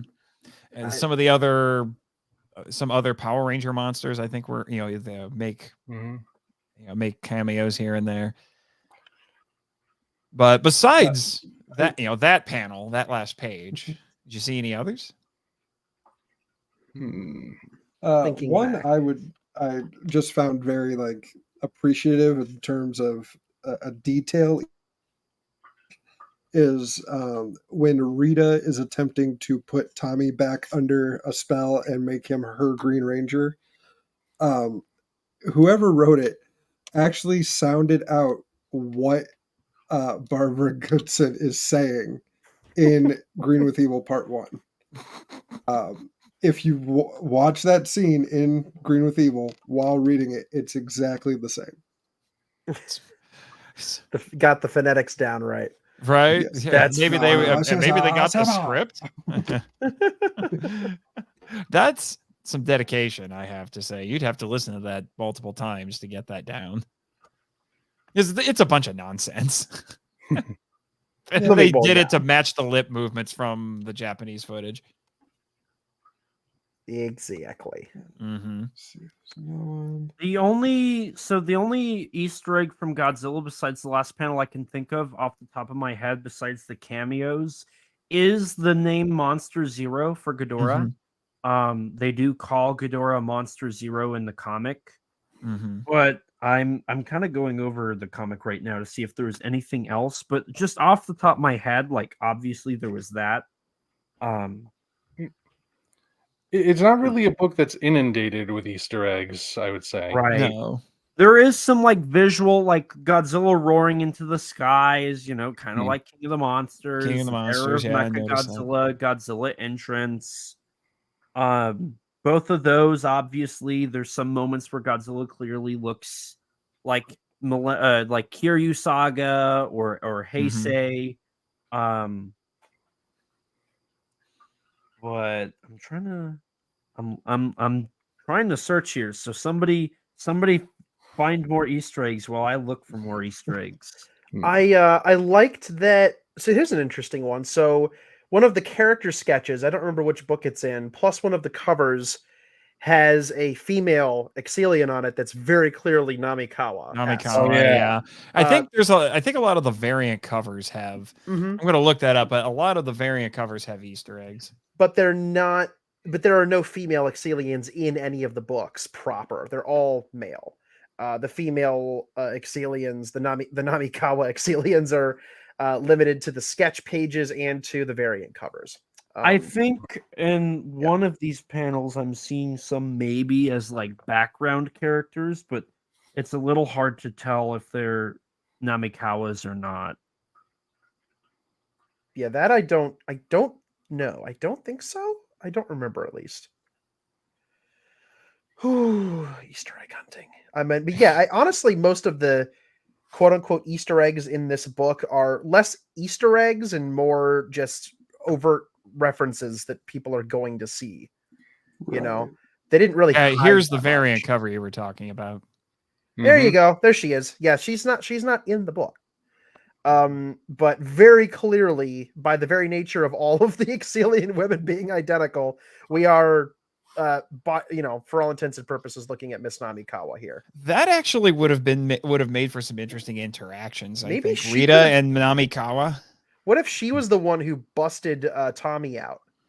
That would have been. Oh, we could have had. It could have been an echoing of Nick Adams. A little bit.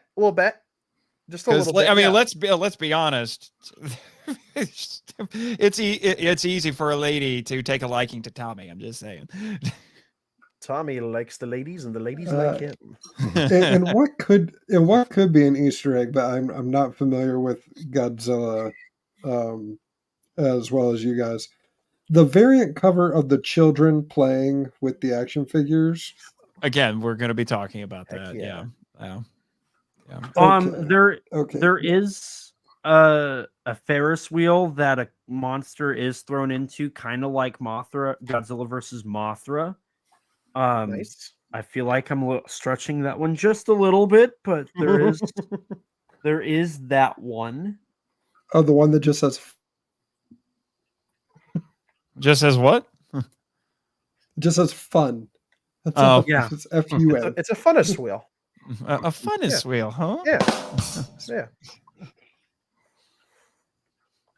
I'm scouring this comic for more Easter If you see anything else, because I can't think of anything else off the top of my head aside from name dropping things.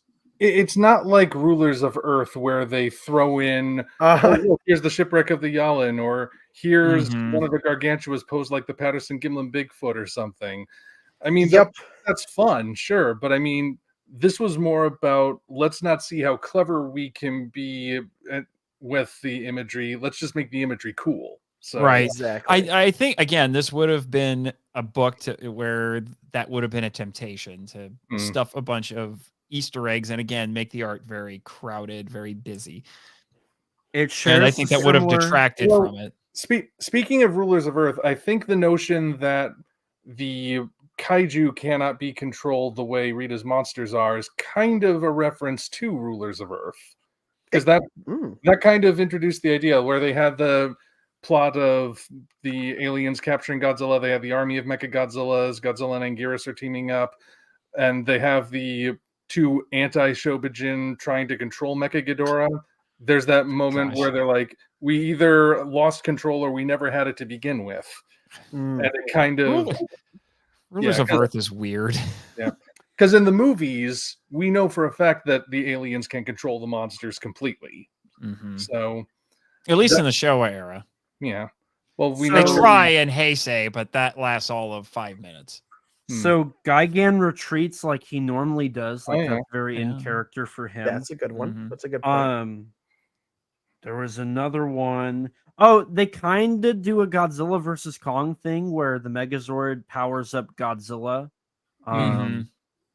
That's reaching it a little bit, but right. But now, Rob, unless you've got any more to add to this, I really want to park on this last question. I'm still searching for Easter eggs, just for the record. Okay. Well, if you find any, let us know. But I do want to transition us to the next question. The GMK Godzilla versus King Ghidorah underwater fight. There you go. Yeah, maybe. But you can't see it very well. This is the variant cover for issue 5.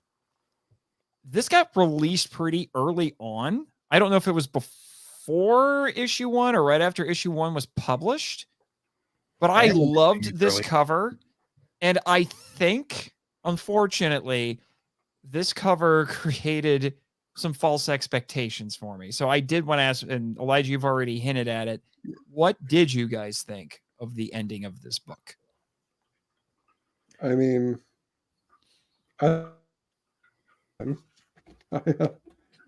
you kind of send Rita spiraling into the great unknown as sequel bait, while also reminding her. Yeah, it can also serve as an ending. Like, no matter where you go, you are either going Godzilla or a Ranger team.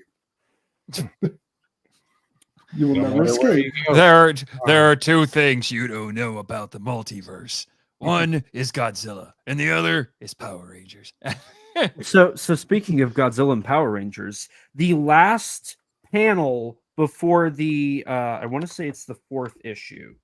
The last panel before the 4th issue is a callback to Godzilla versus King Ghidorah's Ori poster.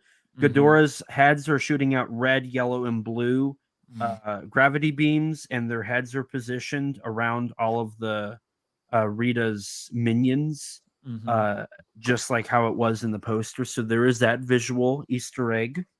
I just had to throw that out there. I'm going to continue throwing stuff out. Right.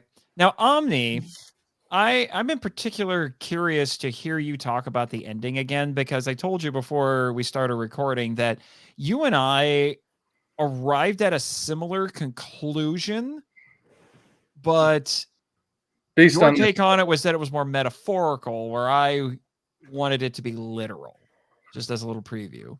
You mean like how I saw this particular cover as this is the spirit in which it was written. Right, yeah. And you were thinking like, I actually thought, like I said, this has created a false expectation on my part. I was expecting, after we get the page with all of the, falling through the multiverse, I was expecting it to cut back, and it turns out this entire story were two little kids playing with their toys. I think I would have hated that. I'm gonna be honest. It's a dicey thing to do. It would have been a bold move, but I think it would have been divisive. So in that, like I said, it was a false expectation, and to a certain extent, I feel like it ended up playing it safe. I mean, it just did everything that every other Godzilla comic has ever done, though. Like it's I wouldn't call that playing it safe. I'd call that just telling the story in the way that the stories are typically told. Well, maybe, but I'm just saying, I got the first issue, and when I got the first issue, there's that initial excitement because of the novelty of the concept. But then as I continued to read each issue, yes, I was entertained. Yes, I was having a good time. But like I said, it just felt like, well, this is what should happen. Nothing surprised me. And which is a trap a lot of these crossovers fall into. But if it's terrible, no, I'm not going to say it's terrible. But so what you're saying here is that you struggled to accept and or critique the actual ending based on its own merits because you were hung up on an expectation of what you wanted it to be, and a little bit. So you couldn't judge it on what it actually was. Right. Yeah. It was, Okay. There was. I will admit that's totally on me. That is That is totally 100% me. on you. Yeah, That is that is 100%. totally on me. For me, and I'm Nathan, I know you're into comic books too, but for me, Mhm. covers never like I don't base anything off of a cover because covers are just to make it go off the shelves, right? So Yep. for me, I'm with Omni.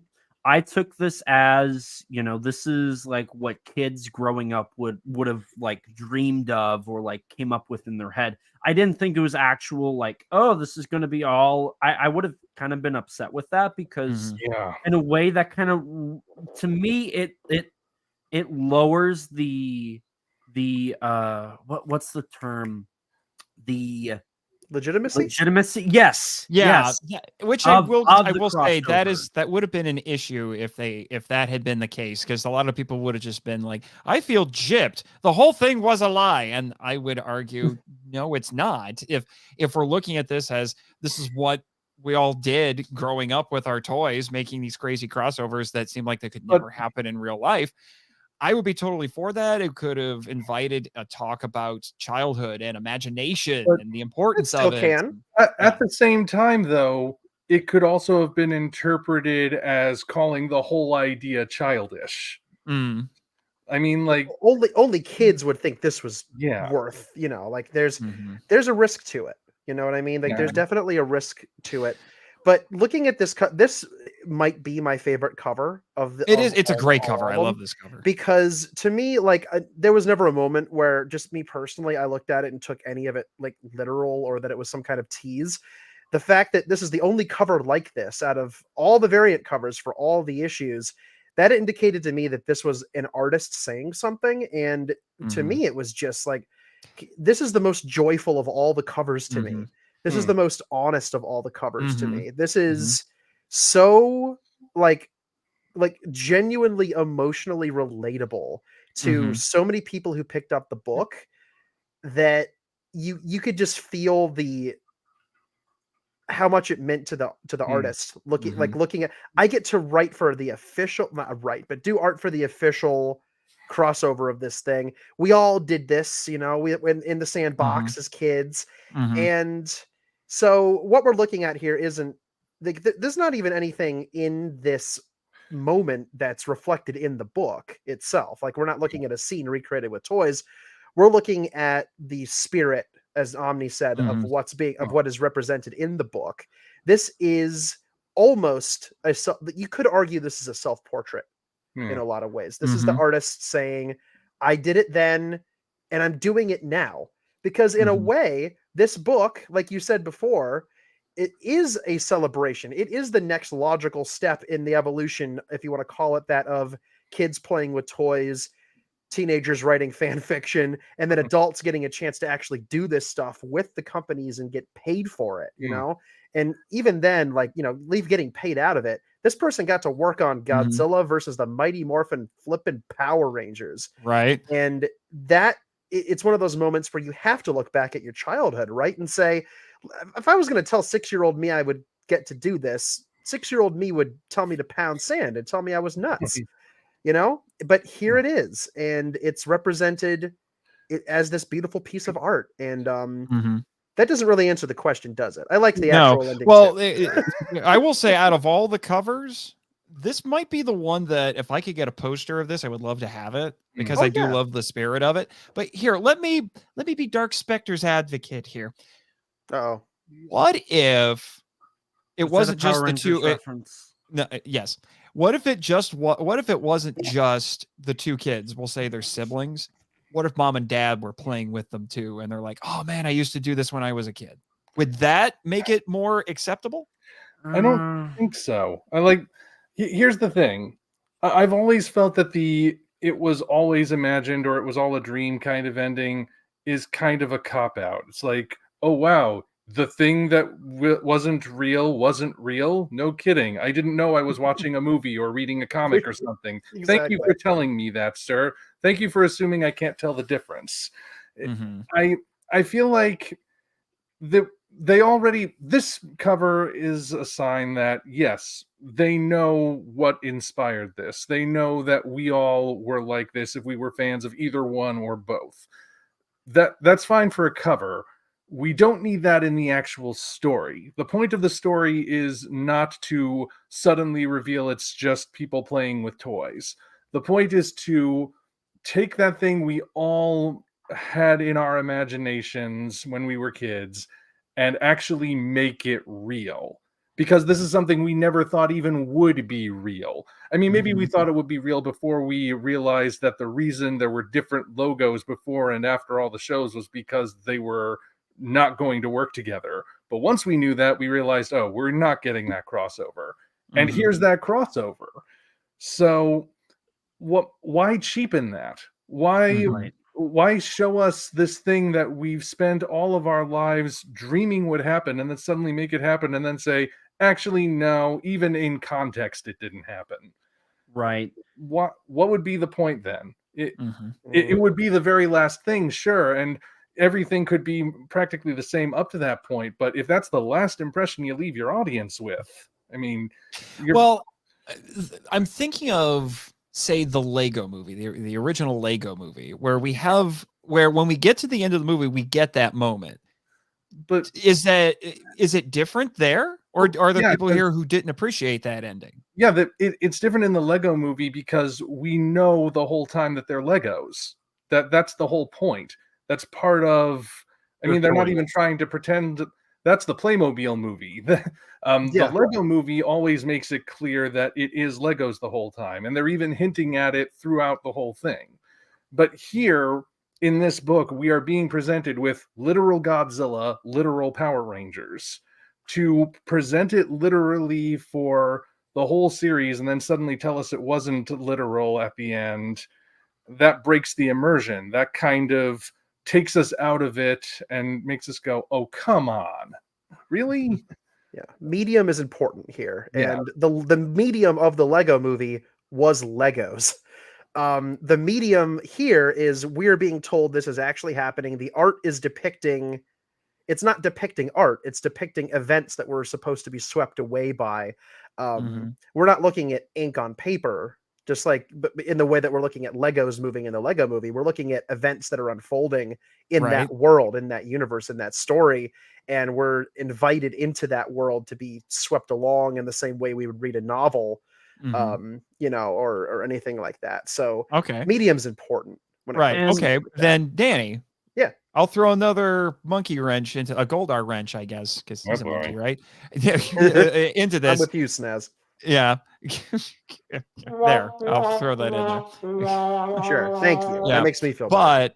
But your favorite Godzilla anything is Godzilla Island, which is clearly done with action figures. I love it. I love Godzilla Island. How is that different? They move not like action figures. They have little motions that aren't something that the intention would do. Exactly. The intention behind Godzilla Island is not that toys are being played with or that they're even toys. In the Lego movie, very clearly what you were looking at are Legos, but they're using toys to create the monsters in the same way they use suits to create the monsters or CGI to create monsters later on in Godzilla Island. They're not having toys wiggling around, and that's evidenced, if for no other reason, by the fact that the fact that Godzilla Island uses toys is a misnomer. Those were not actual Bandai toys. They were flexible rubber puppets with internal mechanisms and rods used that were created using the Bandai molds. So they're not toys proper. So again, we're looking at toys are the toys are used to create the medium, but they are not the medium. Okay. Just like for this, pencil and ink are used to create the medium, but they are not the medium. Right. So, well, I just remembered that in the Lego movie, they do try to blur the line a little bit there because the minifig of the Chris Pratt character does move on his own a little bit, he thinks on his own. Yeah, he thinks on his own, but the entire reason that's a thing is because the very orderly world in the real world of the Lego has been disrupted by a free thinker, in which in this case a human child, right, who has taken control of this little guy and has put him in this very rigid world that his father has instituted with this Lego land. And so the child coming into the very strict adult collectible Lego world is the anomaly. But even then, his feet always go into the pegs, at least in the beginning. And then he starts to get a little bit freer as the story goes on, as the pegs become less important and the restrictions that you think of when you're an adult and you want to put things in your collection right start to break down. And things just become completely childlike, not childish, childlike. Yeah, childlike. Yeah, Elijah, you had a point. So allow me to kind of be a little bit of an analytical outlook here and go off of strictly the numbers in business. So not to like throw any shade, but Power Rangers now is very, very, very influenced by nostalgia. And that's just something in pop culture right now. Michael and I had a deep conversation about nostalgia and its use in modern day culture on a live stream. And something that Michael said, and even though he's not here, I'd like to at least acknowledge some of his stuff. I remember when this cover art came out, Michael said, "This is everything I ever wanted. Like, this is exactly how my childhood was." Right, because Michael and I are on the same page with how we would have liked to see the ending. We've had talks about that. So, anyway, the point there is this encapsulates everything Power Rangers is currently is nostalgia. It's trying to remember and respect Mighty Morphin Power Rangers, which I know has either been really good for the franchise or really bad. It depends on which fan you're asking, right?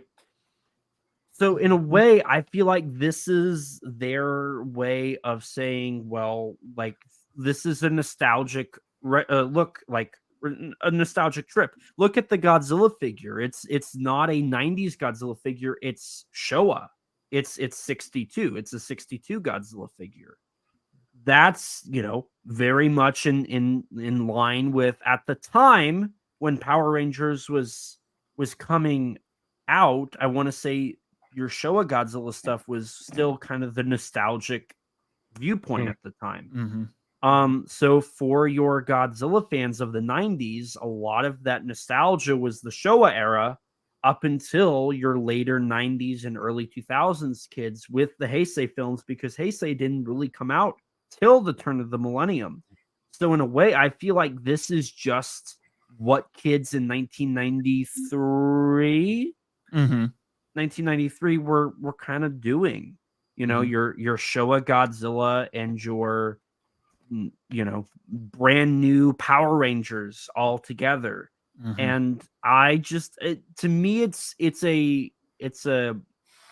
heartfelt cover that's very simplistic, banking off of that nostalgia that clearly it worked. It worked. It's specifically, like, in reference to Michael, like, he just got a huge jolt of nostalgia, and that's what we got to see. So that's kind of my argument is kind of the nostalgia baiting, which is good and bad. Right. Yeah. Now, I am happy to say we have a new person joining us for the live stream. A new Ranger joined the fight. Yes, a new Ranger, our sixth Ranger, Jack G-Man Hudgens. Hey, who has a Substack that is totally real. It is. The real reason I'm in here is I heard the word nostalgia and I came running. So it's literal nostalgia bait. We say nostalgia, and it's like Jack is like, I have opinions. Well, and I'm as soon as the word I think Elijah was like nostalgia, I was like, I gotta get in here for Michael now. Come here and defend him. But where is your hat and loosely tied red necktie? It's all just I've been sitting here like listening to you guys talk in the car. I've been driving for a little bit here, and I thought to myself, I don't remember half the stuff they're talking about. And so I get back here and I kind of skim through the comic, and I'm just like, oh yeah, Megalon was in that. Look at that. Isn't that fun? and whatnot. Oh yeah, that is an art piece that they tried, isn't it? Okay, Uh-huh. good catch, Elijah. So I mean, it's been interesting hearing you guys talk. I mostly agree with you guys on what's been going on. It's just funny that you guys this has been the major disagreement is that one, alternate cover piece. Well, disagreement with him.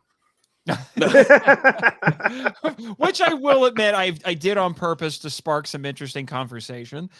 Because I do think Sure. that I really do think that this can spark a discussion, like I said, of nostalgia and imagination, childhood, things like that. Like I say, I find it interesting. Like I said, you arrived at that conclusion metaphorically, and I was expecting it literally. There you go.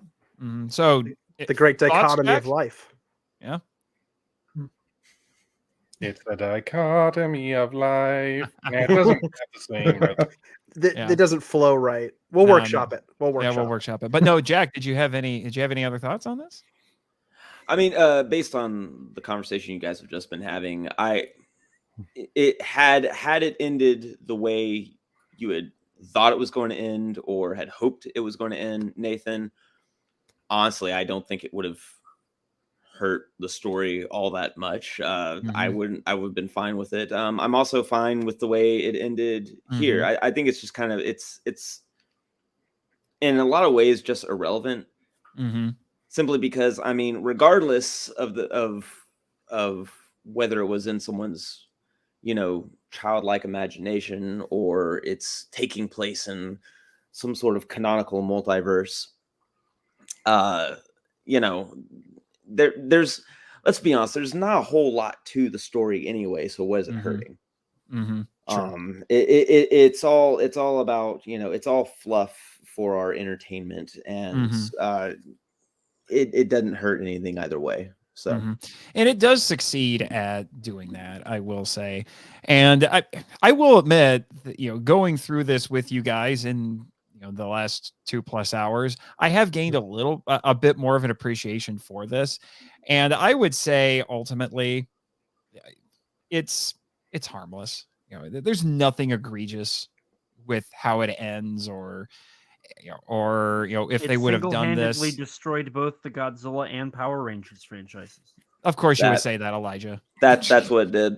Yep. It's true. Well done, Elijah. Or better, worse than the multiverse, not multiverse, the Monsterverse. What? Worse than the Monsterverse? No. Worse than Power Rangers 2017? Power Rangers 2017 is a good movie. Shut up, Nathan. You know nothing. I'm just saying. Wow. A lot of anger. Somebody kick him out. I'm in charge of the stream, sir. I don't care. We're gonna kick by you the out way, the metaphorically. almighty Oreo King says, "Holy, a wild Jack has appeared." Where? Dear God, where is he? That's funny. But Jack, besides the ending, do you have any other thoughts to contribute to the discussion we've been having? I kind of just came in here to say hi, but it was you guys really nailed, I thought, a lot of my thoughts to it. I can nitpick a few things. Like, I don't like when I first read it, I remember Rita being the one who wanted to spark an alliance with the Zillions. I thought that was a little off, maybe off brand for her. I didn't like how Jason was all, how do I put this? A whole lot of just like dumb. I think there's a moment where he just dives in without thinking. He's real just like gung ho about all of it, and I felt like He's adding Easter eggs to the stream. I said it, and as soon as it left my mouth, I was like, I wonder.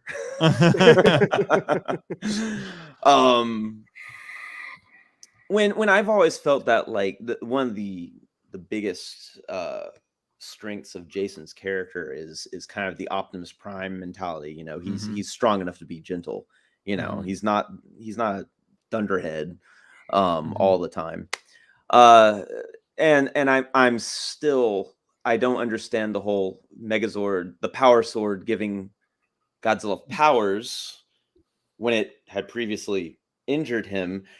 But all of this stuff is like, I think one of you guys mentioned, well, it's kind of like the show. I'm like, yeah, it is a lot like the show, actually. These kind of unexplained rabbit pulls that just happen. Why not? So, I mean, it's a fun little comic. Worth reading for fans of both, I think. And hopefully, if a fan is, reading it and they're more of a Power Rangers fan or more of a Godzilla fan, maybe they'll, find something about the other side to enjoy. I think Elijah, you said came for Godzilla, stayed for the Rangers. I did. Yeah. I mean, and I think that's a huge strength to the comic. Maybe the biggest strength to the comic is that, it can kind of unite fans a lot. So that's the respect. Yeah. So I'll just throw out one more question that I thought of during the stream. Would any of you like to see a sequel? Or actually, a better way to put it, no, that's not the question I had. What other crossovers would you like to see between these two brands? Since they've already crossed over with each other, what else would you like to see? My Little Pony. Godzilla with versus who? Both at the same time. My Little Pony versus Godzilla versus Power Rangers. Godzilla versus the Animaniacs. Make it happen. I want to see it. I want to see Gigan fight Chicken Boo. I want to see Megalon take out the mime from Mime Time. I want to see it. You can't tell me that you've never thought of this. Everybody. Jaguar and Freakazoid. Yes. Who in Freakazoid? Jet Jaguar. Jaguar Freakazoid would be gold. Man. I just as a couple of examples. I have this here. Godzilla and Gamera, X-Men and Power Rangers. Just few examples. Potentially. Hang on. Okay, I was about to say Power Rangers and TMNT, but that's happened a couple of times. That's been there, done that. Yeah. Power Rangers and Super Sentai. Yeah, that's what I would love to see. Mighty Morphin versus Jew Ranger. I think Jack just rage quit. Jack needs a new set of headphones. I will say the idea of them, the situation to do Godzilla and Jew Ranger being difficult, but they can do Godzilla and Power Rangers reminds me of that story of the creator of Howard the Duck dipping him into the Clone Saga and then claiming that another duck in a separate company was Howard the Duck. I remember that. That's so funny. Okay, hear me out. Which is funny because they're now owned by the same company. Yeah. There you go. Godzilla versus Howard the Duck. That's a good I'm in. I am in. Let's with Kaiju Howard. Godzilla versus the Power Rangers versus Gamera versus Predator versus Alien versus Freddy versus Jason versus Kramer. Frankenstein meets the Wolfman. What if we threw in RoboCop? Yes versus RoboCop versus Terminator versus I don't know. And it's all part of the new Scooby-Doo movies. Yes, and it's the spinoff of the McDonald's team. And it all takes place inside the St. Elsewhere snow globe. Yes, there you go. This is reminding me. Does anyone remember that animation? Like, This Is the Ultimate Showdown. Oh yeah, where Mr. Rogers is the last one standing amongst. This is what this is turning into. Yeah. The Power Rangers versus Hogan's Heroes. I don't know. Honestly, Gamera versus Frasier. What was that? I would love to see one Gamera versus unofficial mascot of the Power Chamber, Shell Shock. There you go. NPR season Gamera versus Shell Shock. I would love that. I would love a sequel. I would love a sequel to this with the White Ranger team, only because I want to see Godzilla and Serpentera.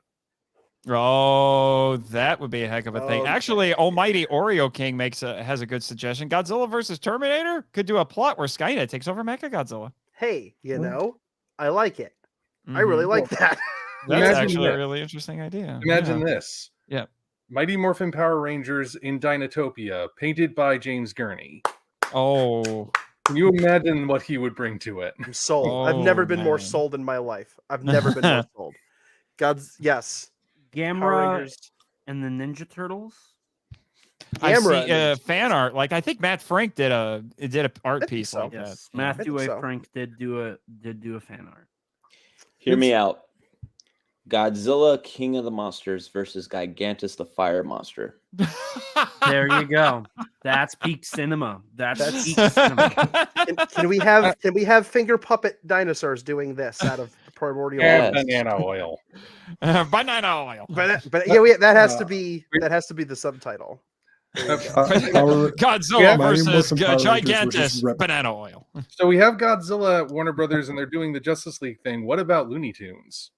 Please, yes. Can we? Yes. Well, we got a Tom versus crossover in Gotham. GVK.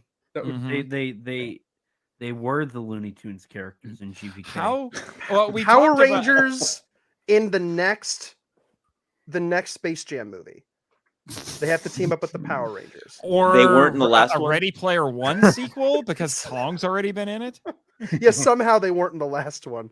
Yeah. They might have been. Who knows? Uh, I think I was in the sweet- last Space Jam movie. we play off Ready Player. I want Godzilla versus just because it's the only one I've seen. Ultraman Blazar. Oh yeah, Godzilla versus Diana Ultraman has Karen. sort of happened. Frankly, There was one official crossover, if I remember right, Danny. It was a stage show in the 70s. It only happened once. Or am I Mhm. thinking of Godzilla and Gamera? You're thinking of Godzilla and Gamera. Gamera. Okay. Yep. You're thinking of Godzilla and Gamera. Oh no, there was a Japanese late night talk show that did it. And there's had a- about 100,000 games where Godzilla and Ultraman face off Right. in sports events. Yes. Yes. There was a live stage show in the 90s where characters from Kamen Rider and Ultraman and Super Sentai and Godzilla all as suits fought each other on stage. So Mhm. it's happened. We really should have a See- Power Rangers versus Ultraman at some point, right? Like That would be interesting. like that seems like a shoe in. I mean, we've already had technically a crossover between Power Rangers and Kamen Rider. This is and Ultraman and Kamen Rider. So we're just missing feel like now Ultraman that- and Sentai. Yeah, I feel like now that Josh is the English dub for Ultraman, it would be kind of cool to see him an English dub of that with like a Talks to Zeo himself. or a Mighty Morphin. Yes. Ultra Common Rangers. Ultra Kamen Yeah. Rangers. I'm thinking to Ultra Kamen myself that each of the Power Rangers gets their own Ultra like transformation device. And then when they Ooh. grow up, the Ultramen are actually in the Power Rangers costumes themselves. Yeah. Kind of like an Andrew Milos kind of jam. Yeah. Yeah. And that With a would little, be little nutty. blinking light. Now you have to start asking which color is which Ultraman gonna be. Zoffy's definitely green. I mean, 66 is red. 7 is black. Jack. What color? What color? Pink. Pink. Okay. Ace is yellow.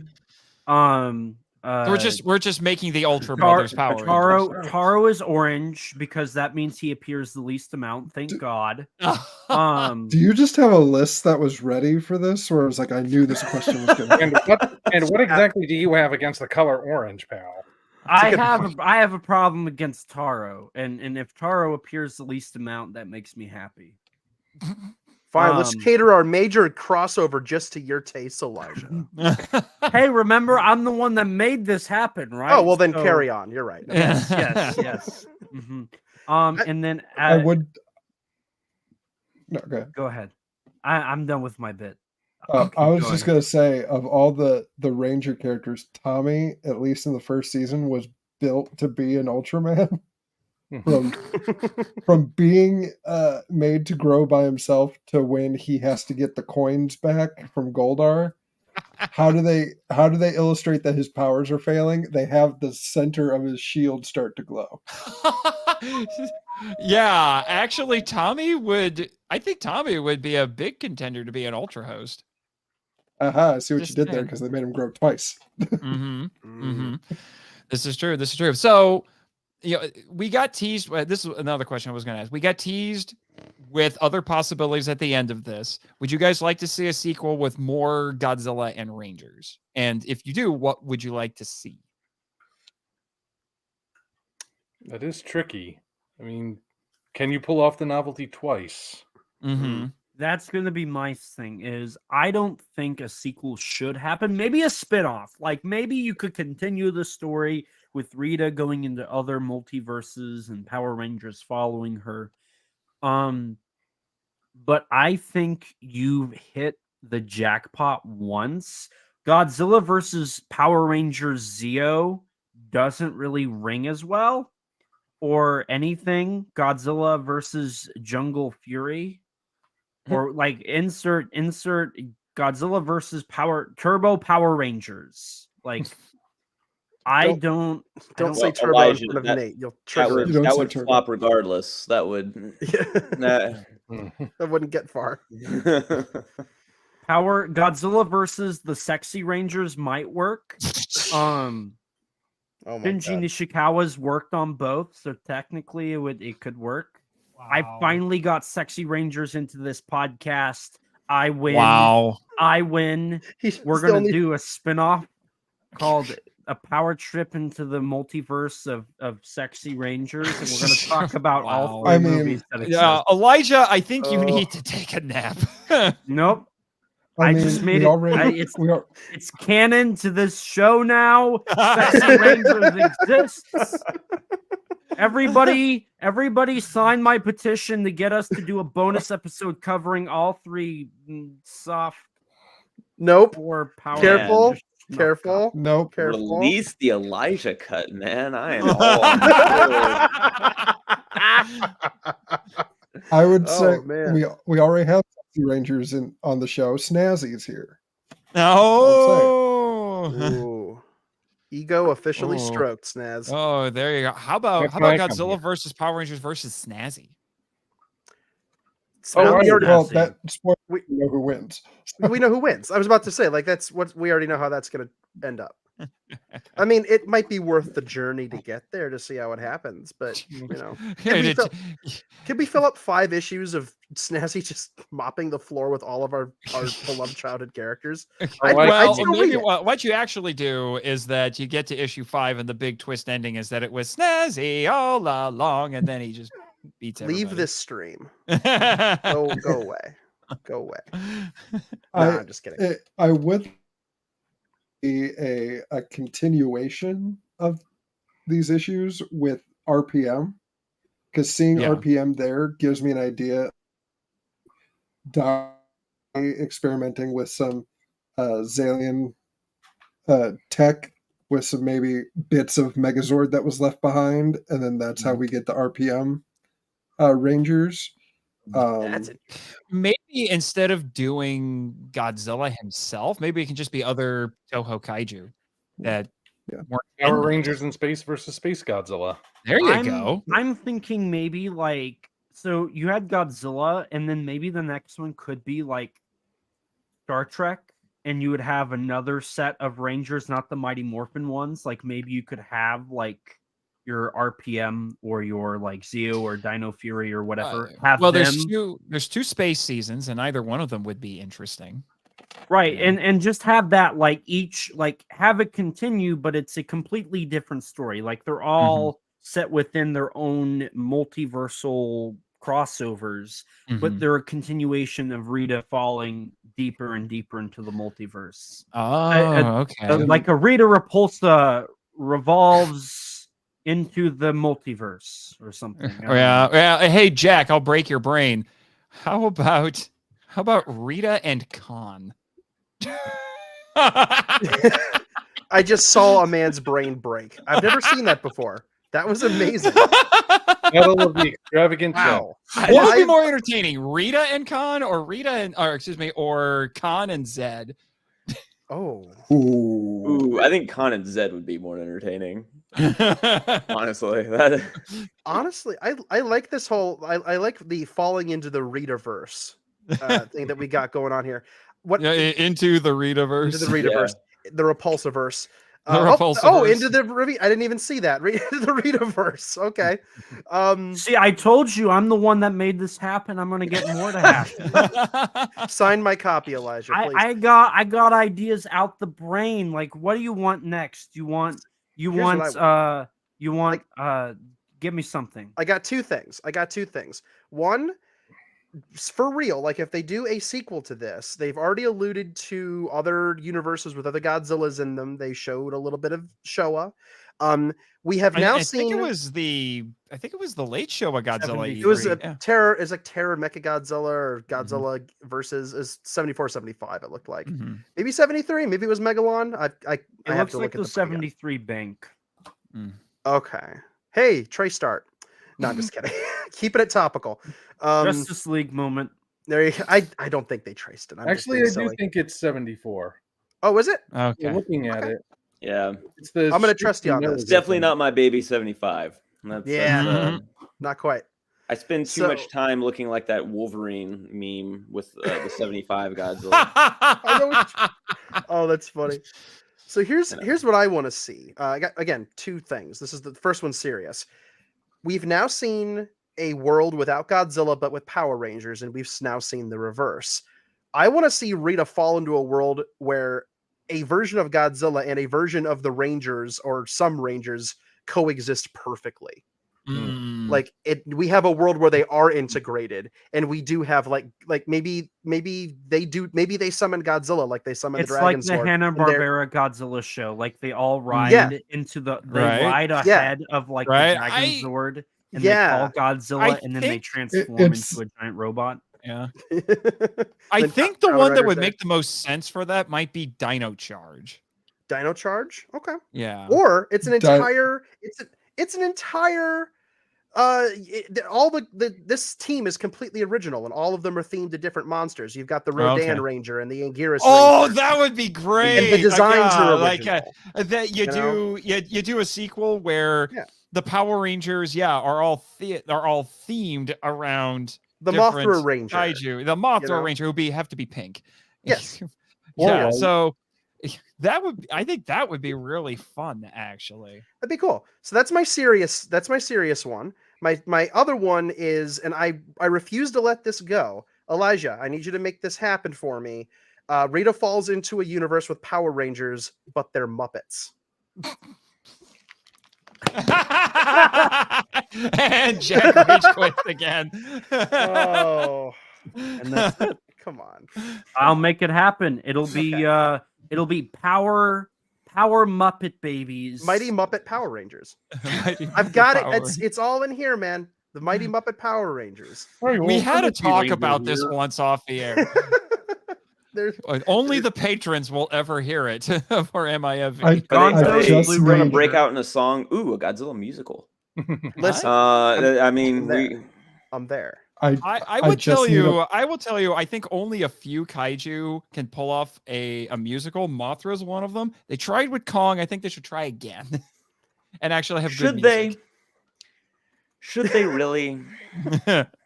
Just with better music. That's all I'm saying. They did try again. Was Broadway. There are two of them? Yes. And they both stuck?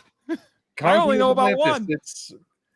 It spun off from the cartoon where they have the Oh crap. Yeah, they both suck. Was Broadway that killed the beast? Oh, true. There's three, actually. Yeah, there are actually three because they rewrote the musical, and then the musical was based off. So there are three. So maybe the musical idea isn't such a hot idea. Never mind. Well, I just said Mothra would work. A Mothra musical would be great. Just get the right people to write it. Here's an idea. For the Little Shop of Horrors. That's never been done before. I'll make it happen. What is but this with Biollante? Just rewind about 40 years, and I'll make it happen. So what you're saying? Wait a minute. Time is bendable. Are you implying, Elijah, that somewhere within the totally obscure 1960s Roger Corman dark comedy Little Shop of Horrors might exist in potentia a good musical? Yes, and I may so crazy it just might work. And I might have been an AD on one. And that guy who played the dentist patient, I think he has a good career ahead of him. It's true. It's true. That Bill Murray. Wait. Mhm. No. The original was Jack Nicholson. No, I know you're talking about Jack. Um, I know you're talking about Jack. I couldn't resist. Well, hear me out. Hear me out. Little Shop of Horrors, but instead of Jack Nicholson, we get his lookalike Jet Jaguar. Oh. Oh. Don't check my His bags, teeth are please, Mr. terrible. Customs Man. I can't. Yeah, that Jack guy. I have a feeling he's going to go on to fame and fortune. He's Mhm. going to be And in appear in nothing but one anime. He's going to be in The Terror with Boris Karloff. He's going to be in that one movie with Boris Karloff. And then he's going to be in another movie. Kermit the Frog here to Kermit summon. the Frog. Summon the Dragon Zord to kick your butt. Yeah, there it is. Yeah. You're Can going we down. just get? I Imagine just he want is the one. Pink Ranger. He has to be the Green Ranger. Yeah. Yeah, that's I to be want the guy one because it's panel. not easy being green. It really is. Alpha Kermit the episode title. Frog singing the full Mighty Morphin Power Rangers theme song. Yes, on Yeah. piano. A power and a force that you've never seen before. Thank you. Oh my Thank you. God. I needed that in my life right there. You want to keep going? I've got the power and the force that you've never seen before. Oh, ladies. We have ladies. officially hit the train wreck. The watershed. We hit the point. We hit the Danny does his Muppet impressions part of the stream. So we're Yes, we're, we we're- have. we're running Yes, out of yes, steam Mike. here. All right, all You right. haven't Yeah, done it's the time Piggy to. as the Pink Ranger yet. Yeah, it's time to close up Piggy, shop it's once Piggy. again, listeners with attitude. I hope you've been enjoying this whole thing, all 2.5+ hours of it. And once again, happy happy Power Ranger Day. So now, fellas, it's time for shameless self-promotion. So with 6 of us here, let's do this quick. Starting with Danny, because you're next to me. You on the said screen. do this quick. And then you Are you picked me, crazy? you fool! You fool! Okay, ever so briefly. Hi everybody. What's going Hi, on? Danny. Hi. This is not What's- brief at all. This isn't going well. I have to pick up the pace. Amongst other things, I am the creator and author of the Godzilla novelization project, an ongoing creative endeavor to create full English novelizations of all the Japanese Godzilla films. I've been at it for a while. It is a lot of fun. If reading the Godzilla movies as books sounds like something you would dig, head to the Godzilla Novelization Project website at, get this, GodzillaNovelizationProject.com. What? I know. Thanks, Tim. But yes, that's where the stories are. That's where the short stories are, the books and the blogs and links to all the podcasts I've been on. I've been on the Power Trip before. I was on for the Die Ranger episode this season, talking about one of my favorite rangery anythings ever. I love Die Ranger. I've been on all 400 of Nate's podcasts multiple times. I voice acted on Nate's podcast. I voice acted on You've done Godzilla music? Unmade. I sang the theme song to Eliza's show. I've done all kinds of crazy stuff. I write regularly for Kaiju Ramen Magazine and Kaiju Ramen Media.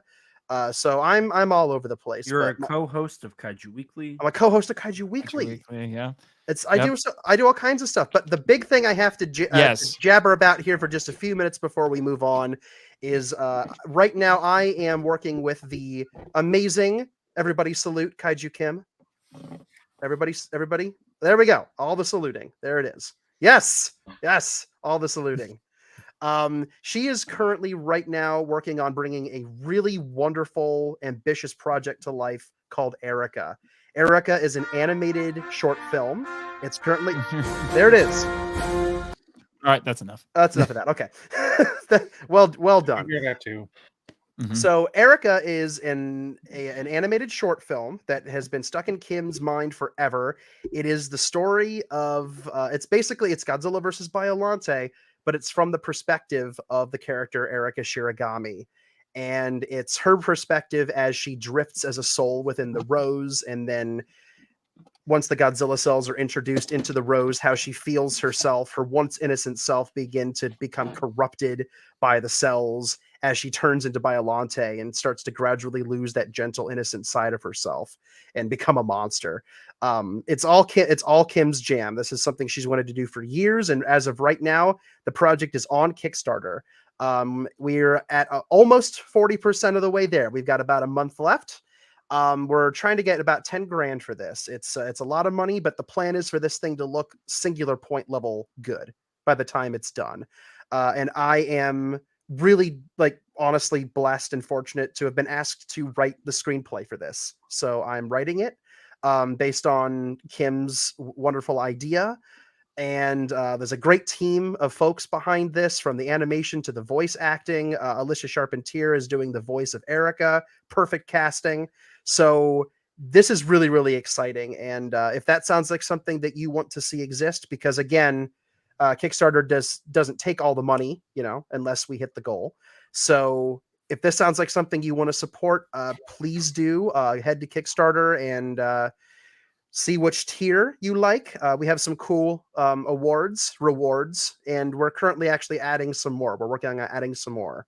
So with any luck here soon, we're going to have some more goodies coming out that you can pick from. But definitely support it if you can, and if you can't, at least spread the link to other fans. If there are other Godzilla fans, if you know any geneticists or Seradian terrorists, perhaps, who have money burning holes in their pockets, definitely let them know. Botanists. Yes, if you know any botanists, anybody in the scientific and or terrorist community, we will take your money. Anyway, that's enough out of me. I know a couple. Yeah. Which one? All right. Never mind. I don't want to know. Snazzy, go. All right. Obviously, you know me from the Omni Viewer, if you've even heard of me. That's my YouTube channel. I'm They've also heard of an you. author. I've got currently 4 books, 3 of which are novels, 1 of which is a short story collection. They are, in order of release, Operation Red Dragon, The Daikaiju Wars Part 1, Occult Mafia, Emerald of Maddox City, and Assorted Absurdities, Tales of Kaiju Punk and Other Genres. There are 2 more books that will hopefully be published before the end of the year. One of which is a sequel to Occult Mafia, the other which is a space opera, title of which is still pending. And I will also have an upcoming appearance at the Bangor Comic and Toy Convention in Bangor, Maine, where I'll be selling at least the books I've got, and maybe whichever one of the other books has been published at the time, if it's published in time. And otherwise, if you go to the YouTube channel, you'll find the links to all the other things we do, the DeviantArt page, the X-Twitter- whatever it is next week, Patreon stuff, and yeah, also very far off, but if you do support us, there is a plan for an animated series eventually, in which Snazzy will be the star, and joined by a whole host of other original characters. So if it sounds like something you want to see happen, feel free to support us however you can. All righty. And then Rob, what do you got? Well, hi. First time doing some shameless self-promotion. So I am co-host of the Power Chamber podcast, where we just finished doing all of season 1 of Mighty Morphin Power Rangers. You can follow that on the Hey Buddy podcast feed on anywhere except Apple Podcasts, because they don't like our Dragon Dagger language. You can also check out our other podcast, which Hey Buddy. I know, right? Hey Buddy Proper, great show. I that sometimes. Also co-host of the show We Love Rock Operas, where we dissect rock operas and concept albums. MEW Federation is a YouTube channel that does pro wrestling EFED, where I am the world champion. Just wanted to put the belt there. We just launched the Power Chamber YouTube channel, where I just did a 6-hour live stream to raise money for to write. I have not left this chair between that stream and this one, except for like 5 minutes. We've raised $150, $300 gold. The link is still active. It's right in the description of that stream. And it's right there. Thank you, sir. And yeah, love the charity mainly because it helps people like me that just need a little help getting through the day sometimes. And yeah, I believe that's Chuckles. I have a short film that I wrote and directed on the Mid America Filmmakers YouTube channel about a clown mafia. So Oh my. if that's your jam, go for it. And Wow. currently working on a new Superman short film that should be out eventually. Cool. All right, Elijah, go for it. Hi, my name's Elijah, and I have an obsession with kaiju. Hi, Elijah. Bye, Elijah. Hi, Elijah. It's okay. I am so happy here- that bit continues to grow. We're here for you, man. We're here for you, man. Your medallion's in the mail. Thank you. So yes, I am Elijah Thomas. I am the host of the podcast Kaiju Conversation. You can find us on any podcast platform. You can also find us on X, the artist formerly known as Twitter, as Danny has labeled it, at kaiju_converse. We are also on Facebook and Instagram, if that's something of your interest. I also am the owner of a Discord server by the name of Kaiju Conversation. If you want to join and chat with me and Jack, apparently, we're on there. We chat about kaiju and tokusatsu and all the awesome stuff. My podcast covers Godzilla, Ultraman, Kamen Rider, Japanese kaiju, tokusatsu, and J-horror. Besides that, I am a host of the Kaiju Weekly live streams, a weekly live stream covering all the kaiju news for the week. I'm also a writer and staff member of Kaiju Ramen magazine. We just released issue 10.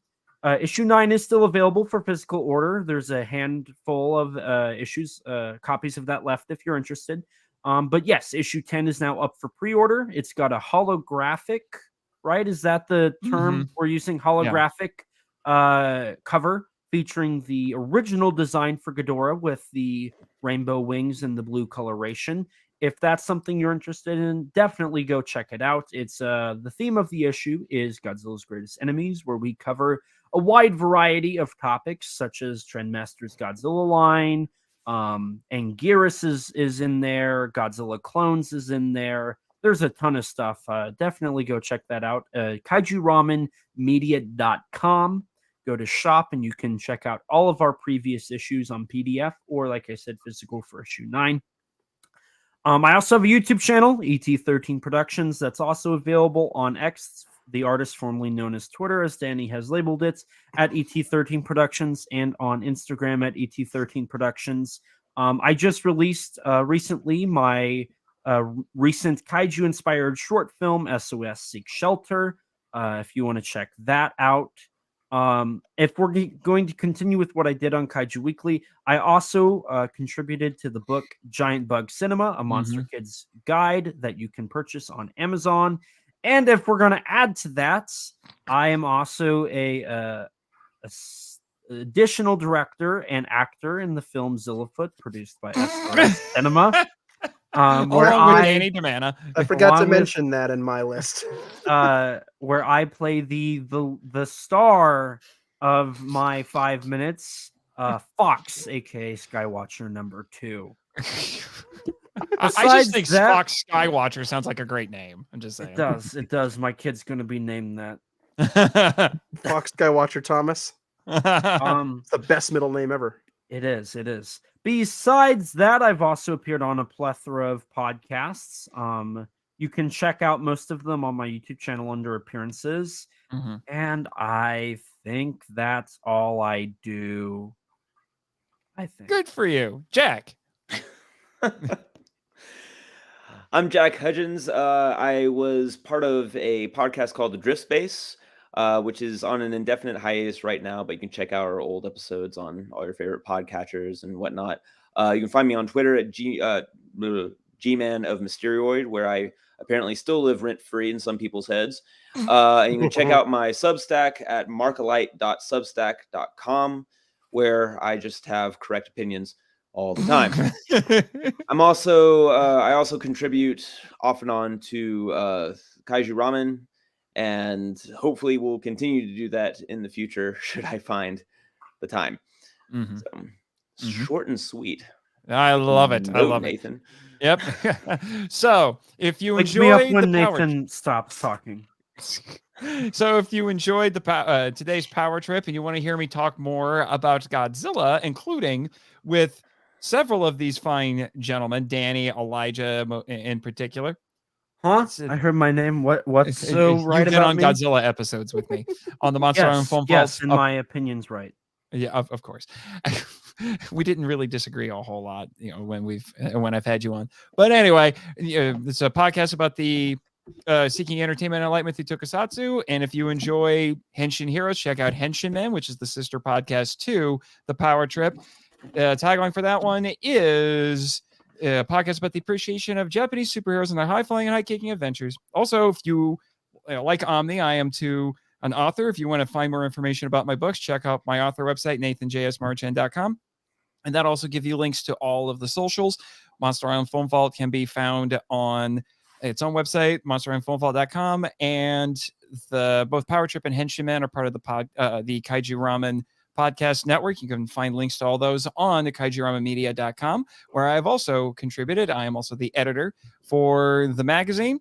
And yes, definitely pre-order issue 10. It's going to be fan-freaking-tastic. I can't wait. It's going to be great. It's going to be the greatest issue of Kaiju Ramen magazine in the history of the world. According to all of our analytics from Fox News, they are going to be huge.